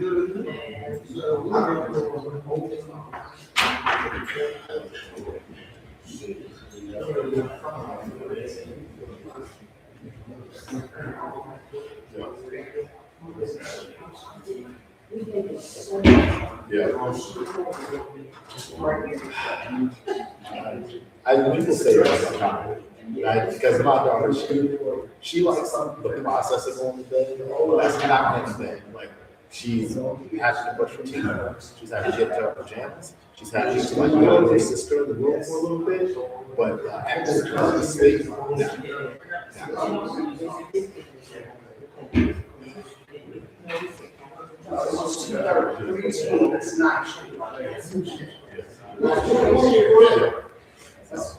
we fought to see how she's good. She already clashes with her daughter. I always, because she'll get upset about something. One day, my daughter, she like eats a lot of like, we give her most of what she wants. We don't have a lot of restrictions. Sometimes we say, hey, you have enough snacks. She wants to eat dinner. She likes vegetables. She likes one day, she wanted a piece of cheese. She maybe have one. And my wife is like, I told you not to get a piece of cheese. She was like 2.5. Took it from her. And so I had to start crying. And I was like, I don't want to have any more cheese. Like, she could get constipated or something. And I said no, because I was like, and she looks at me, she goes, I'm not thinking about starting. I was like, I thought that was going to be reaction to cheese. So they all, it's already something. He has my voice. The last word.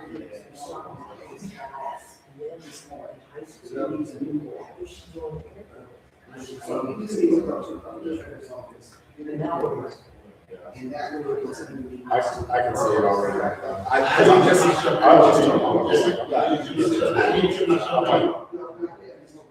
I got a good, consistent relationship with her, and she knows like when I can play, and if I say something, like, I mean it. And if I cry, I'll get it. I'm about to cry. Last night, I tried to put her to bed. My sister, who lives out in Kansas City, she had bought her something for her birthday. It was just like this little flashlight thing, whatever. So she was playing in bed. I'm staying in bed, go to sleep. But at some point, I'm just like, hey, you have to lay down. She won't listen to me. I said, hey, give me the flashlight.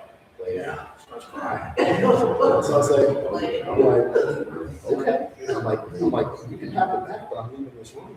I'm not staying with you. She won't listen to me. I get up, walk out. She's crying. My wife goes in there. She goes, she said, you yelled at her. I'm like, girl, I'm inside the wall. She cannot. You could hear me yell at her. She's like, I'm sure you didn't, but I'm like, I'll yell at her. I don't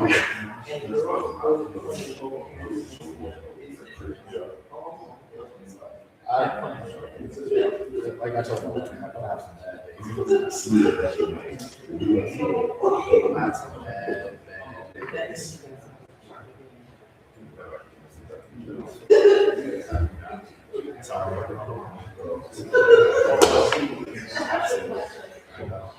I got my wife, because she knows I was always scared about having girls.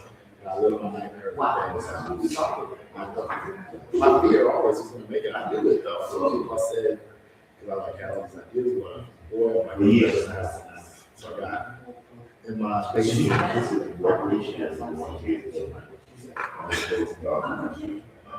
So I got in my basement, I got a picture of me, Kobe Kobe Bryant, Jason Kelsey.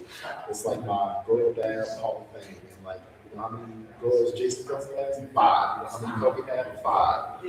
Yeah, 5. Yeah, 5. So I know that I'm not even close to as many as you can get. They can keep on coming. So.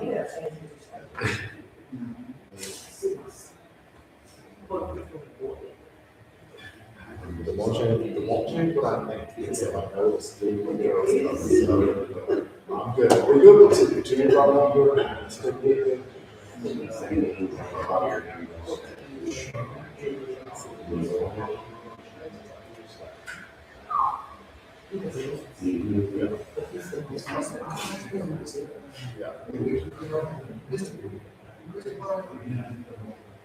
What's the attorney's name who got the position there? John Kennedy's own position. Thank you. No problem.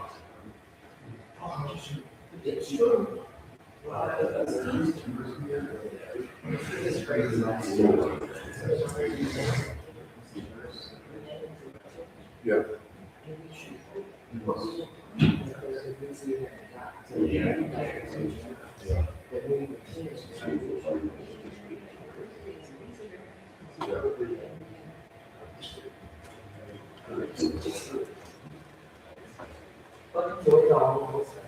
Oh, I'm gonna try.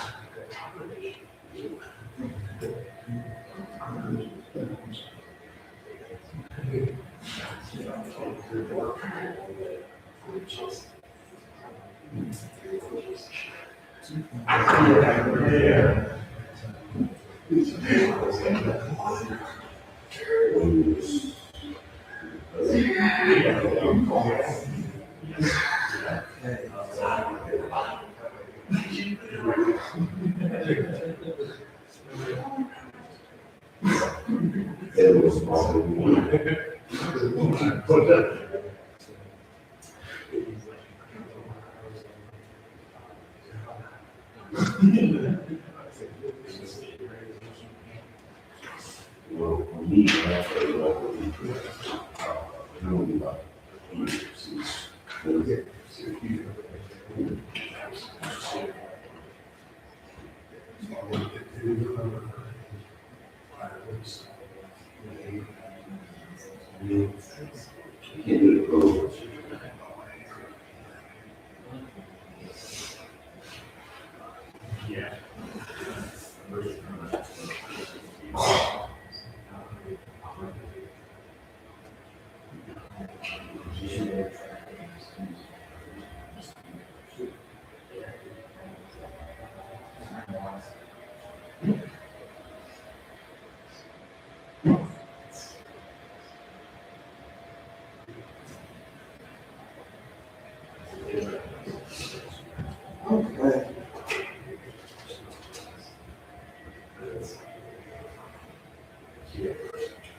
So it's here.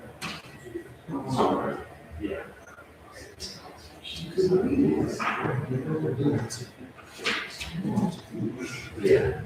Yes.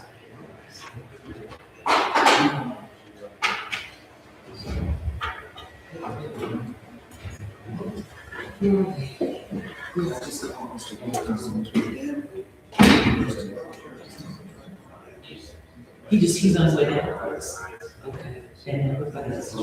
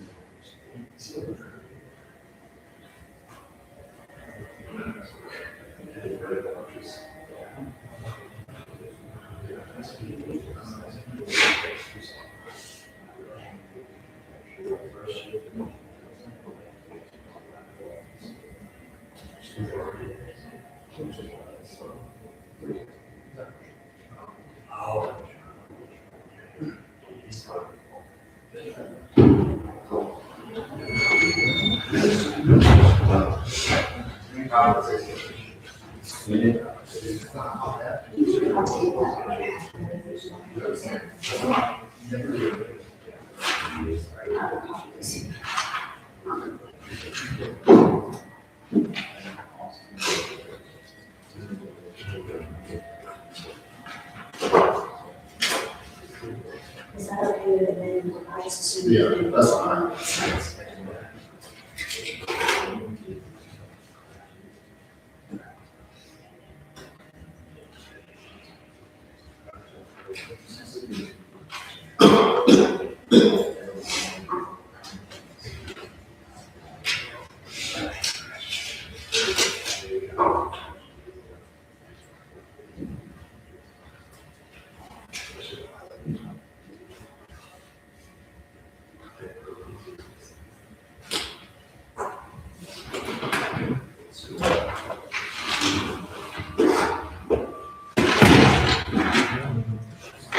I wanna see her picture. She's doing this one.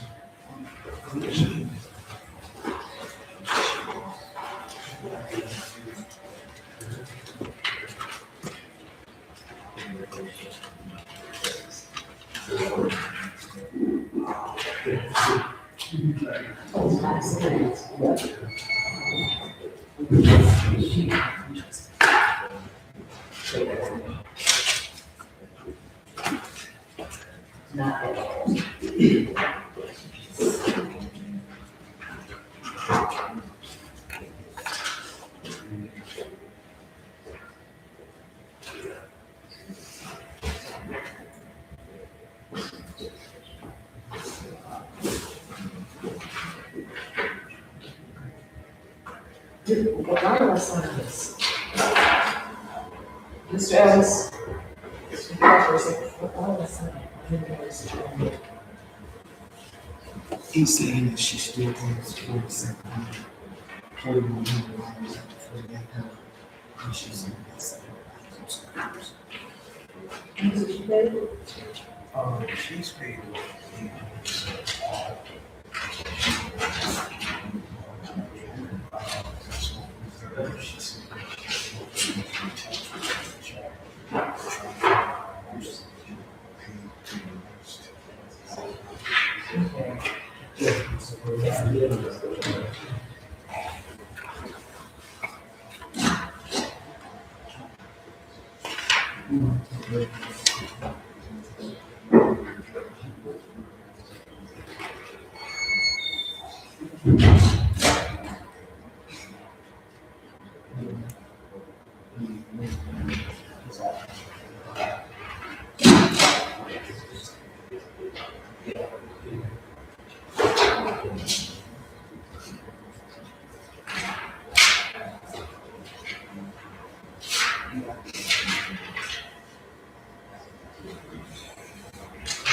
Can I talk to the lawyers about this?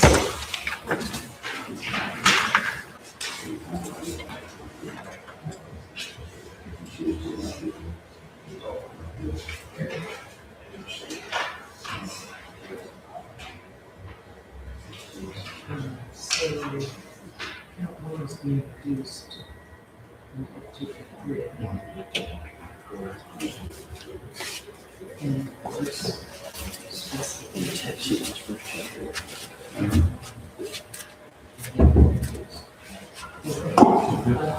I'm sorry, I'm not. So the minimum reduce according to the property, they reduce from, she's a number, so it would be on the proof form that is reduction.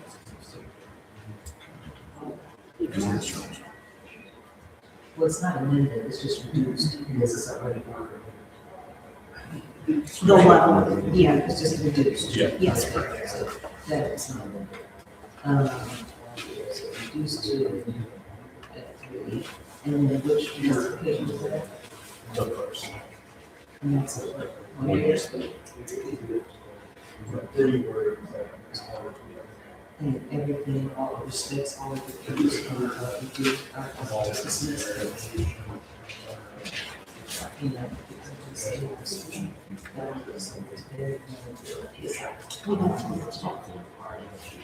He may speak, he was kind of back and forth. But he's going to do around for something. Okay. And I don't know about this kid, is he?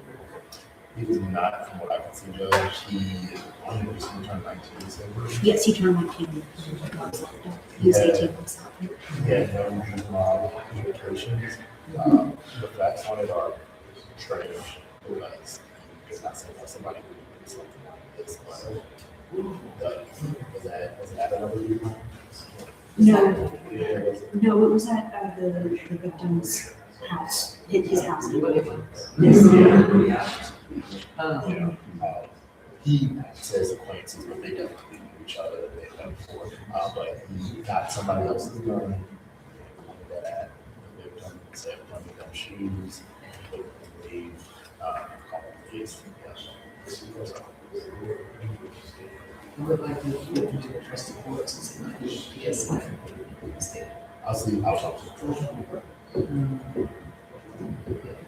So I'm gonna ask him some questions if he don't see it. Okay? All right. Yes. This is a matter of state of Ohio versus Darrell. Is it Darrell or Darrell? Darrell Walton. Case number B 2505945. Mr. Walton is present in the courtroom with his lawyers, Mr. James Moore and Ms. Brittany Ellis, and Mr. Brandon Brown is present on behalf of the state of Ohio. I also have present police detectives involved in the case. All right, this matter is set for a jury trial today. And I've been handed 3 documents. Is this how your client wishes to proceed today, Mr. Moore and Sells? Yes, Your Honor. All right. And Mr. Walton, is this how you want to proceed today by way of entering a guilty plea to resolve your case? Yes, ma'am. All right. Are you the Daryl Walton named in this indictment? Yes, ma'am. Mr. Walton, how old are you? 19. And how far did you go to school? I graduated and I went to college publicly. Which college? Cincinnati State, And where did you graduate from high school? New Path Academy. Okay. And so you're able to read and write the English language well? Yes, ma'am. All right. Are you a U.S. citizen? Yes, ma'am. Have you ever served in the military? No, ma'am. All right. Officers, I don't know if you stand because you just want to, you can sit in a while, but you don't have to stand if you don't want to. All right. Mr. Walton, I have in my hand a single-page document entitled Waiver of Trial by Jury. At the bottom, there are signatures. I recognize Ms. Ellis's signature here in her bar number, but right above where it says defendant, is that where you signed? Yes, ma'am. All right, it looks like you printed your name there. Is that how you sign your name? Yes, ma'am. All right. This is an acknowledgement by you that you understand that you have a constitutional right to have a jury trial or a trial, period, which was set for today. But when you sign this form, you're indicating to the court, I understand that, but I don't want to have a trial. I am giving up or waiving my right to have a trial. Is that your understanding of what you were doing when you signed this form? Yes, ma'am. Did you sign this form after speaking with your lawyers about your constitutional right to have a trial? Yes, ma'am. Do you have any questions about this form? No, ma'am. Do you have any questions about your constitutional right to have a trial? No, ma'am. So is it your wish to not have a trial today? Yes, ma'am. All right. I also have in my hand a 3-page document, and it's entitled Entering Withdrawing Plea of Not Guilty and Entering a Plea of Guilty. On the 3rd page of this document, there are signatures. I recognize Mr. Brandon Brown's signature, he's the prosecutor. And his bar number, Ms. Brittany Ellis's signature and her bar number, Mr. James Moore's signature and his bar number. But right up here, where it says signature of defendant, is this where you signed your name? Yes, ma'am. All right. Mr. Prosecutor, may I have you state what the expectation of this plea is? Yes, Judge, this expectation is defendant will plead guilty to count 1, reduced from a felony of the 2nd-degree robbery to felony of the 3rd-degree robbery with a 1-year specification. State will be dismissing specification 2 as well as counts 2 and 3, and all specifications attached. All right, thank you very much. Counsel, is that accurate? Yes, Your Honor. Mr. Walton, did you hear the prosecutor say that it's expected that you would enter a guilty plea to count 1 that's been reduced from robbery, felony of the 2nd degree, and reduced to robbery, felony of the 3rd degree? Yes, ma'am. And that you would enter a guilty plea to the firearms specification to count 1, the first firearm specification, which carries a mandatory prison sentence of 1 year consecutive to anything I may sentence you on count 1? Yes, ma'am. All right. Are you under the influence of any medications, alcohol, or drugs today? No, ma'am. Do you now, or have you ever had to manage any type of mental health difficulties? Yes, ma'am. Can you tell me a little bit about that? Well, I've been in and out of mental health facilities, been dealing with a lot of stuff going on in my life. What have you been diagnosed with? Can you remember? Sorry, Judge, I do have the list of the diagnoses here. Are you comfortable with him reading that? Yes. Okay. ADHD, bipolar disorder, PTSD, depression, ODD, reactive attachment disorder, disruptive mood dysregulation disorder, and pragmatic language impairment. All right, thank you. Have you been prescribed any medications to help you manage those diagnoses? Yes, ma'am. Are you still taking the medication? Yes, ma'am. All right. When is the last time you took any medication for any of your diagnoses? This morning. Okay. Now, having taken the medication, has it in any way stopped you from being able to communicate with your lawyers? No, ma'am. Has it hindered you from understanding the advice that your lawyers have given you? No, ma'am. Has it hindered you in any way from you communicating or expressing to your lawyers what you wanted to say about your case? No, ma'am. All right. If at any time you don't understand something I'm saying, please stop me. Just say I don't understand, or to ask your lawyers, okay? Yes, ma'am. Counsel, for the record, do you have any indication that Mr. Walton does not understand the nature of the charges against him or can appreciate the charges and able to assist in his own defense? Or help you in his assist in his defense? We have no concerns of competency issues, Judge. Okay, thank you. All right. Mr. Walton, are you presently under any type of probation or community control supervision in this state or any other state? No, ma'am. Has anyone forced, threatened, or coerced you in any manner into entering into this plea of guilty today? No. No, ma'am. Has anyone promised you anything at all other than the dismissal of certain counts and certain specifications? No, ma'am. Are you making this plea of your own free will? Yes, ma'am. Now, the state has indicated that this is a 3-count indictment with certain firearm specifications attached to each count. But your lawyers have been in negotiations with the state, and as a result, the state is asking the court to, number one, reduce the robbery offense from felony in the 2nd degree down to felony in the 3rd degree, and also that you be permitted to enter a guilty plea to specification 1 to count 1, and everything else being dismissed. Is that your understanding of what's happening today? Yes, ma'am. Is that what you talked with your lawyers about before this hearing today? Yes, ma'am. Did you have an opportunity to go over this 3-page plea form with your lawyers before this hearing today? Yes, ma'am. Do you understand what it says? Yes, ma'am. Do you have any questions about it? No, ma'am. Did your lawyers, Mr. Moore and Ms. Ellis, answer all of your questions about it? Yes, ma'am. And do you understand that the first specification to count 1, first specification to count 1 is a mandatory firearm sentence of 1 year? Yes, ma'am. Now, do you understand this charge in count 1 has been reduced to a felony in the 3rd degree robbery? Yes, ma'am.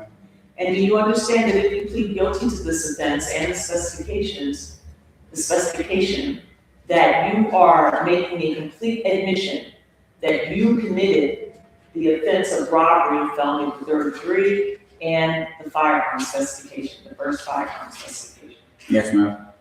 Do you understand that if you plead guilty, the court may enter a judgment of guilt against you and proceed to sentence you immediately? Yes, ma'am. Now, count 1 being reduced to robbery, felony in the 3rd degree, do you understand that you're facing up to 36 months in prison and up to a maximum fine of $10,000? Yes, ma'am. Do you understand that we talked about the first specification being a mandatory 12 months or 1 year? Yes, ma'am. Do you understand that if I sentence you to prison, upon your release from prison,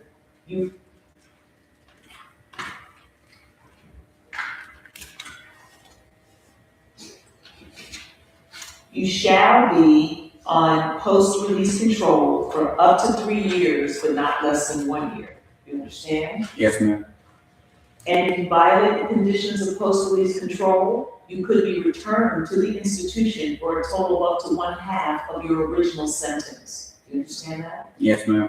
Are you on post-release control right now? No, ma'am. Well, Mr. Walton, if you are on post-release control and you commit a new felony offense while on post-release control, in addition to being punished with a new felony offense, the sentencing court could add an additional consecutive 1-year prison term, or whatever time remains in your post-release control time, or whichever is greater. Do you understand? Yes, ma'am. Do you have any questions so far? No, ma'am. Counsel, at this time, I would ordinarily advise Mr. Walton of his community control sentencing option, but because of the mandatory firearm specification sentence, I don't believe it's necessary to do that. What do you suggest? That is correct, Judge. Okay, That's my understanding as well. all right, thank you very much. Mr. Walton, do you have any questions at this time? No, ma'am. All right. When you plead guilty, you give up some very important constitutional rights that I need to make sure that you understand. Do you understand that you have a constitutional right to the trial, which was set for today, either to a jury or to 12 persons or to the court? Yes, ma'am. Do you understand that you have a right to confront witnesses here in open court and have them cross-examined by your lawyers? Yes, ma'am. Do you understand that you have a constitutional right to have witnesses subpoenaed to come to court and testify for you? Yes, ma'am. Do you understand that at a trial, it's the obligation of the state of Ohio to prove your guilt beyond a reasonable doubt? Yes, ma'am. And finally, do you understand that at a trial, you cannot be forced to testify against yourself? Yes, ma'am. Do you understand each of these rights as I explain them? Yes, ma'am. Do you have any questions about your constitutional rights? No, ma'am. Do you have any questions about anything we discussed today? No, ma'am. Do you understand that if you plead guilty to count 1, reduced to a felony of the 3rd degree and firearm specification 1 to count 1, that you are waiving or giving up all of these important constitutional rights in this case? Yes, ma'am. Mr. Walton, knowing everything the court has discussed with you today, do you still wish to enter a guilty plea to count 1, robbery, a felony of the 3rd degree? Yes, ma'am. And do you still wish to enter a guilty plea to specification 1 to count 1, which is a mandatory 1-year prison term? Yes, ma'am. Do you have any questions? No, ma'am. Counsel, is there anything further before I accept the plea? No. All right. May I hear a statement of facts? Daryl Walton, on or about October 25th, 2025, in Hamilton County, State of Ohio, in committing or attempting to commit a theft offense to wit, knowingly obtain or attempt to obtain personal property belonging to Corey McBride, or inflict thereafter used or threatened the immediate use of force against Corey McBride. Also, per specification of the count, found that Mr. Walton did have on or about his person or under his control firearm while committing the offense of robbery alleged in count 1. Judge, he pulled out a gun, pointed it at the victim, and asked for him to give him his shoes. All right, thank you very much. Anything on those facts, counsel? No. Mr. Walton, did you hear what the prosecutor said you did? Yes, ma'am. Is it true? Yes, ma'am. What is your plea to count 1, robbery, reduced to a felony of the 3rd degree? Guilty. And what is your plea to specification 1 to count 1 of the indictment? Guilty. Let the record reflect that Mr. Daryl Walton was present in court with his attorneys, Mr. James Moore and Ms. Brittany Ellis, and that Mr. Walton was informed of all his constitutional rights and has made a knowing and intelligent and voluntary waiver of those rights. The court finds that Mr. Walton understands the nature of the charges, the effect of the plea, as well as the maximum penalties which can be imposed. Finding them to be voluntary, the court accepts the guilty pleas and finds Daryl Walton guilty to count 1, reduced to a felony of 3rd degree, robbery, in violation of revised code 2911.02 subsection A3, and guilty as charged to first specification to count 1, the mandatory firearm specification of 1 year. All other counts, count 2, and all of its specifications, and count 3, and all of its specifications are dismissed at the state's request. Counsel, is there any reason why a sentence should not be entered today? All right, are you waiving the PSI? We are. And, state, do you have the victim present? Yes, Judge. All right, state, want to, continue this for, victim impact statement? Judge, we can send this today. All right, thank you. All right, who would like to say on behalf of Mr. Walton? Thank you, Judge. In mitigation, I obtained most of this information from Hamilton County Job and Family Services, Your Honor. Daryl has been in the custody of the state of Ohio since 2011, when he was about 4 years old. This was after his biological mother physically abused him. Daryl has been in multiple foster homes since he entered state custody. At age 7, he met Gina Walton, his foster mother, who her and her husband ended up adopting Daryl. And he remained in their care until he was 15 years old. Gina and her husband relinquished their custodial rights over Daryl when he was 15. The reasons why I don't fully have an answer to that, I do know that they told JFS there was some disruptive behavior, Daryl's mental health issues. They had other children. I think it was simply too much for them to handle, or they thought so at the time. I do want the court to know I have spoken to Daryl's biological father also. He is still local. Why he's not very involved in Daryl's life, I don't know. But that seems to be his choice. Judge, you already heard a list of Daryl's diagnoses. There were several, almost up to 10 different diagnoses, and these do affect his mood behavior. He's been struggling with these his whole life. He has been on psych medication since his mid-teenage years. I can also tell you, Judge, he had an evaluation team report and an individual education plan while he was in school. He has been in alternative schools his entire life, but he's actually done really well. I do have a copy of his final report card here from New Path High School showing that he completed high school. He had all A's, I think 3 B's and 1 C. So he did exceptionally well, and other people verified for me that he was doing really well in school, especially toward the end, and he did again graduate.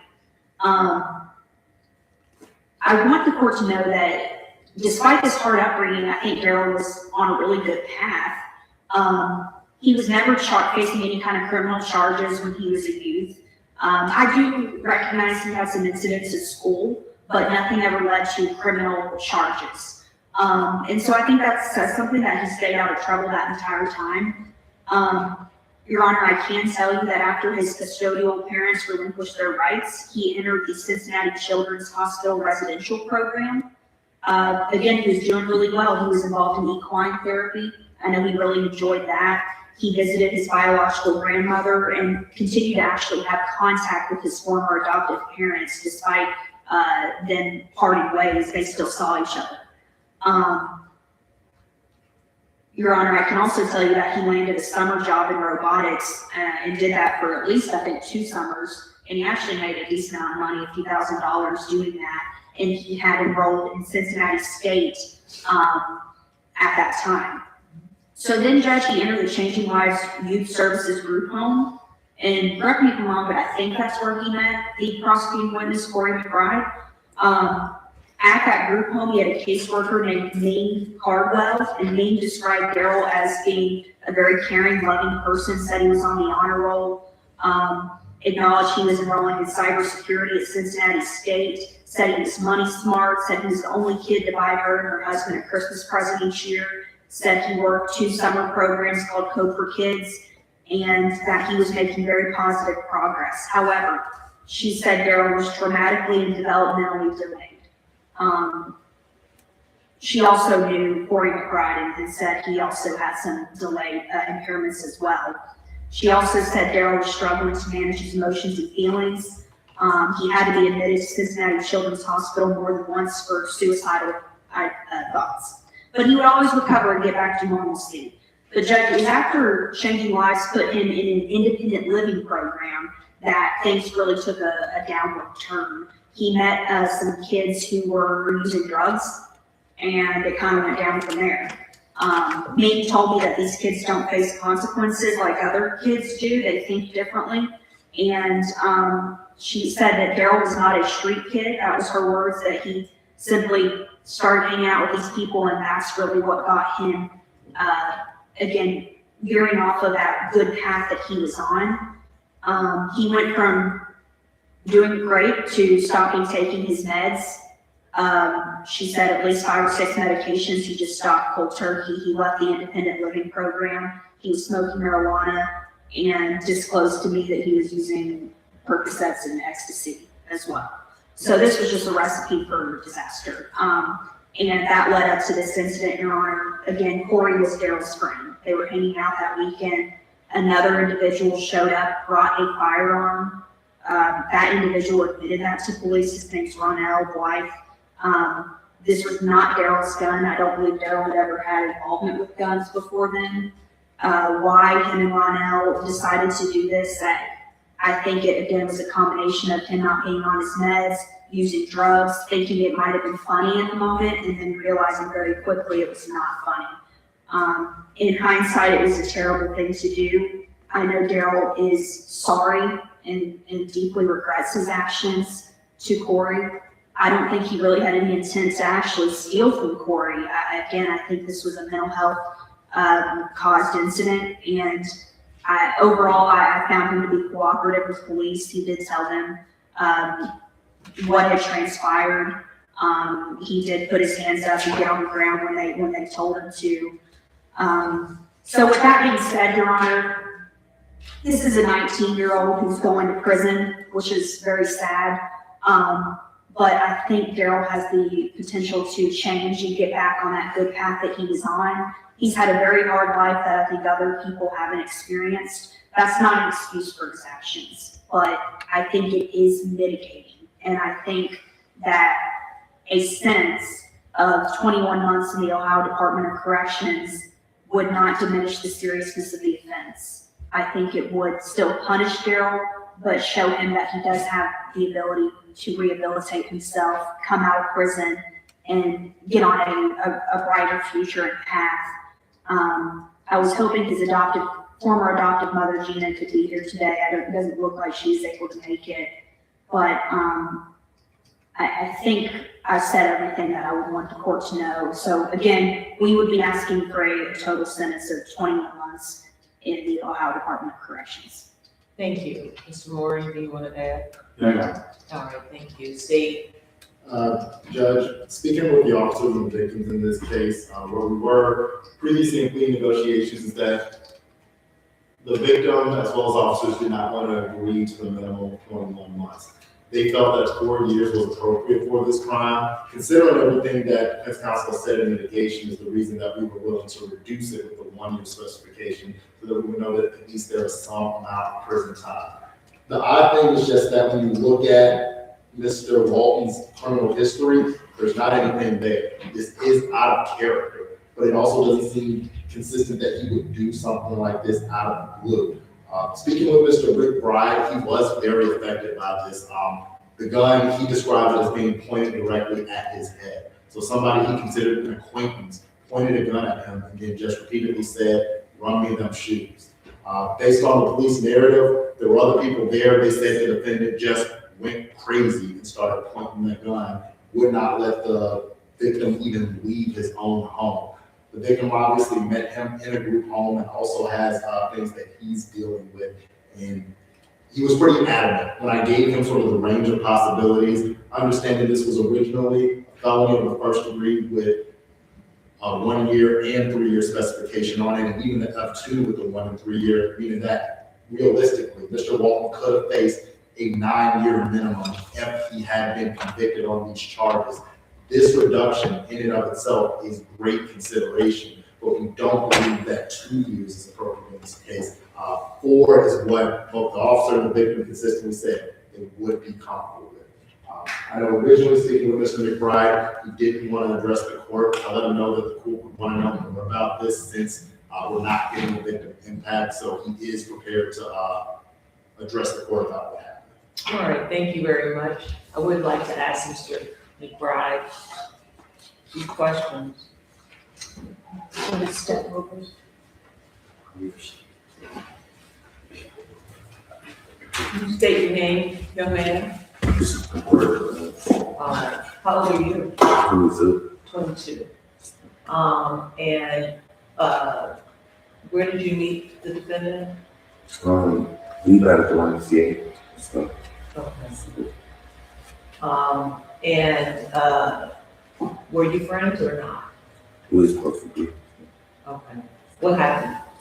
So, basically, it was a dude that he had met, introduced to me. I didn't know the dude for real, but the dude had the gun and getting guns to him. And I was in my room showing him everything. That's when he basically came in and put the gun to my head and said, "Let me your shoes." I'm like, "What are you doing?" And I thought he was playing, but he was serious, and I realized that he was serious. And then I was really like scared because I never had anything like that to happen to me before. So. Yeah. So how did you respond? I called one of my staff members and she basically told him to, keep it, just keep everything cool. And, I was, like I said, I was You scared. called while he was there? Calling my staff members. So you called your cell phone? Yes, ma'am. Okay. And did someone come up there to help you or assist you, or are they just telling you what to do? Well, I eventually just called the cops.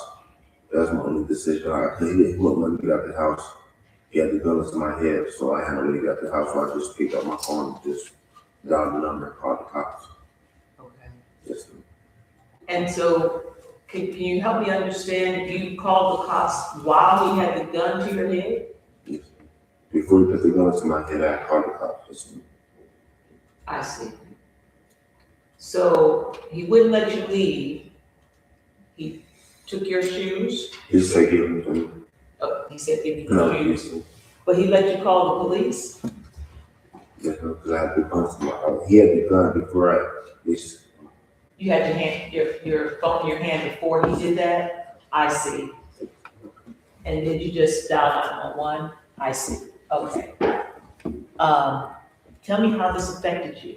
It scared me. They're traumatized and that's why I'm nervous right now. I understand. They did. I understand. Have you all had any problems before?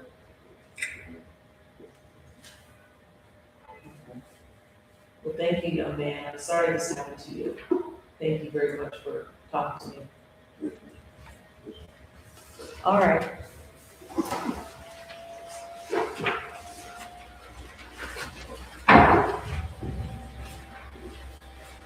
All right, anything else, Mr.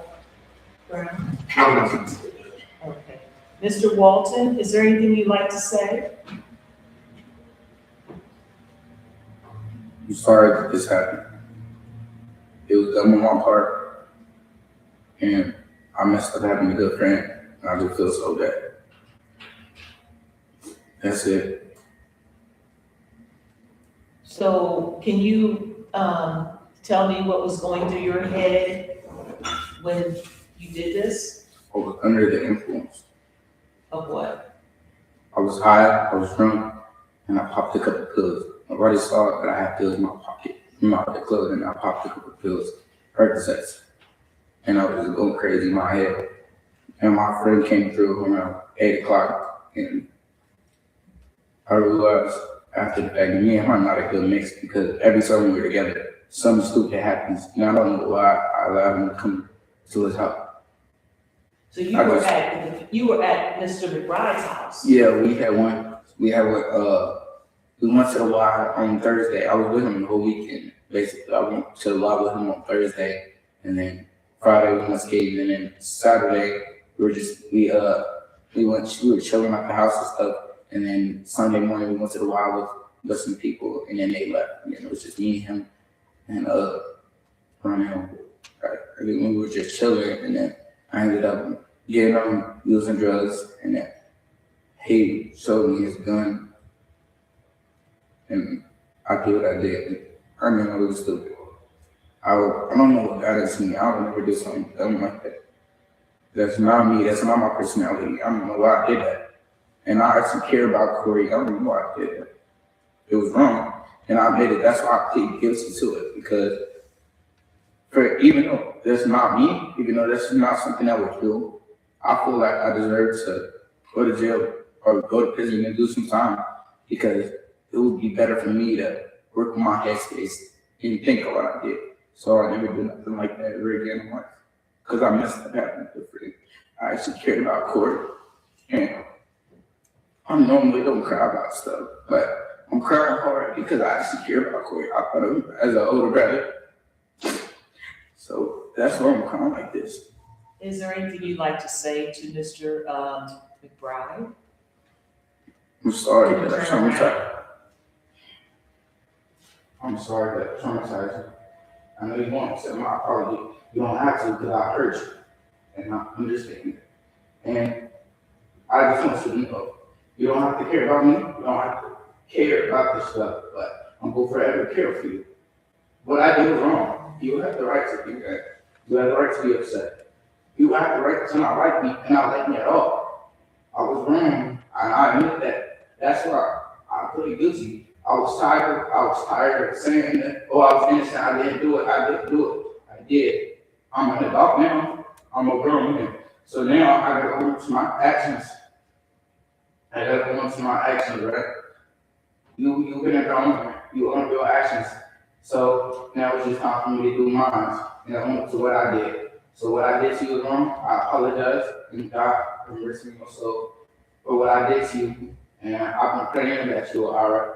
I've been in my cell in jail, prayer, not just for me, because I'm gonna tell you this.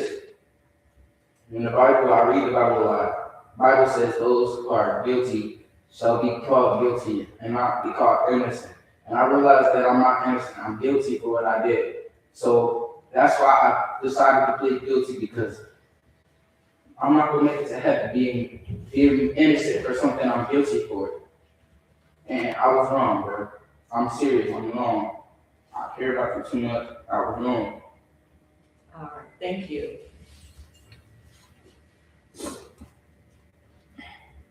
Anything else, counsel? No. The court has considered the overriding purposes of felony sentencing pursuant to revised code 2929.11, which are to protect the public from future crime by this offender and others similarly minded, and to punish this offender using the minimum sanctions the court determines accomplish these purposes without imposing an unnecessary burden on state or local government resources. I have considered the need for incapacitation, deterrence, rehabilitation, and restitution. Is there any restitution? There's no restitution, Judge. No restitution requested.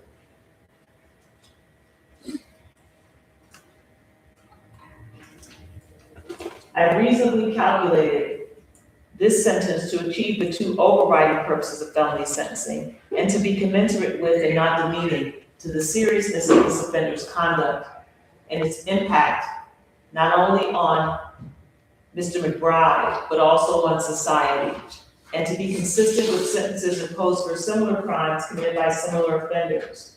I've also considered the seriousness and recidivism factors as set forth in revised code 2929.12. Accordingly, Mr. Walton, I hereby sentence you on count 1, robbery, reduced to a felony of the 3rd degree, to 12 months in the Ohio Department of Corrections. I sentence you on the first specification to count 1 to a mandatory sentence of 12 months in the Ohio Department of Corrections to be served prior to and consecutive to the sentencing count 1, for a total of 24 months in the Ohio Department of Corrections. Jail time credit 99 days plus any days of conveyance. Cost and fines remit, 0 restitution requested. Upon your release from prison, you shall be on post-release control for up to 3 years, but not less than 1 year. It's mandatory. Counsel, is there anything else? That was a mistake, Judge. You have a right to appeal your conviction and sentence. Should you choose to do so, you must do so within 30 days. You cannot afford to process the appeal. An attorney will be appointed to help you at no cost to you. You understand? Yes, ma'am. All right, we are adjourned, everyone. Thank you.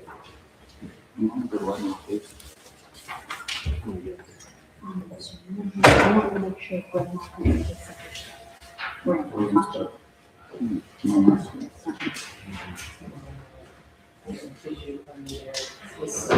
Ellis.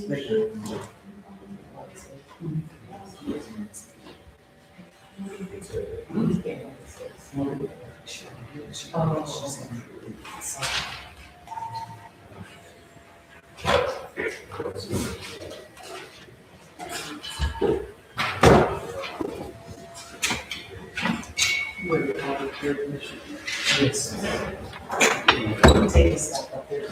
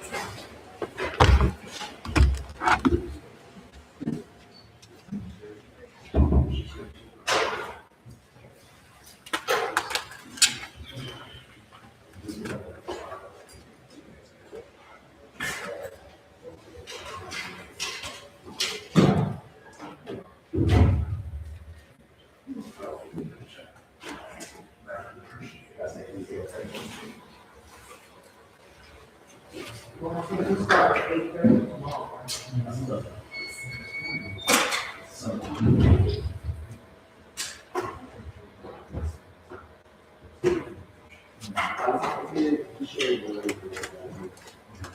I'm good.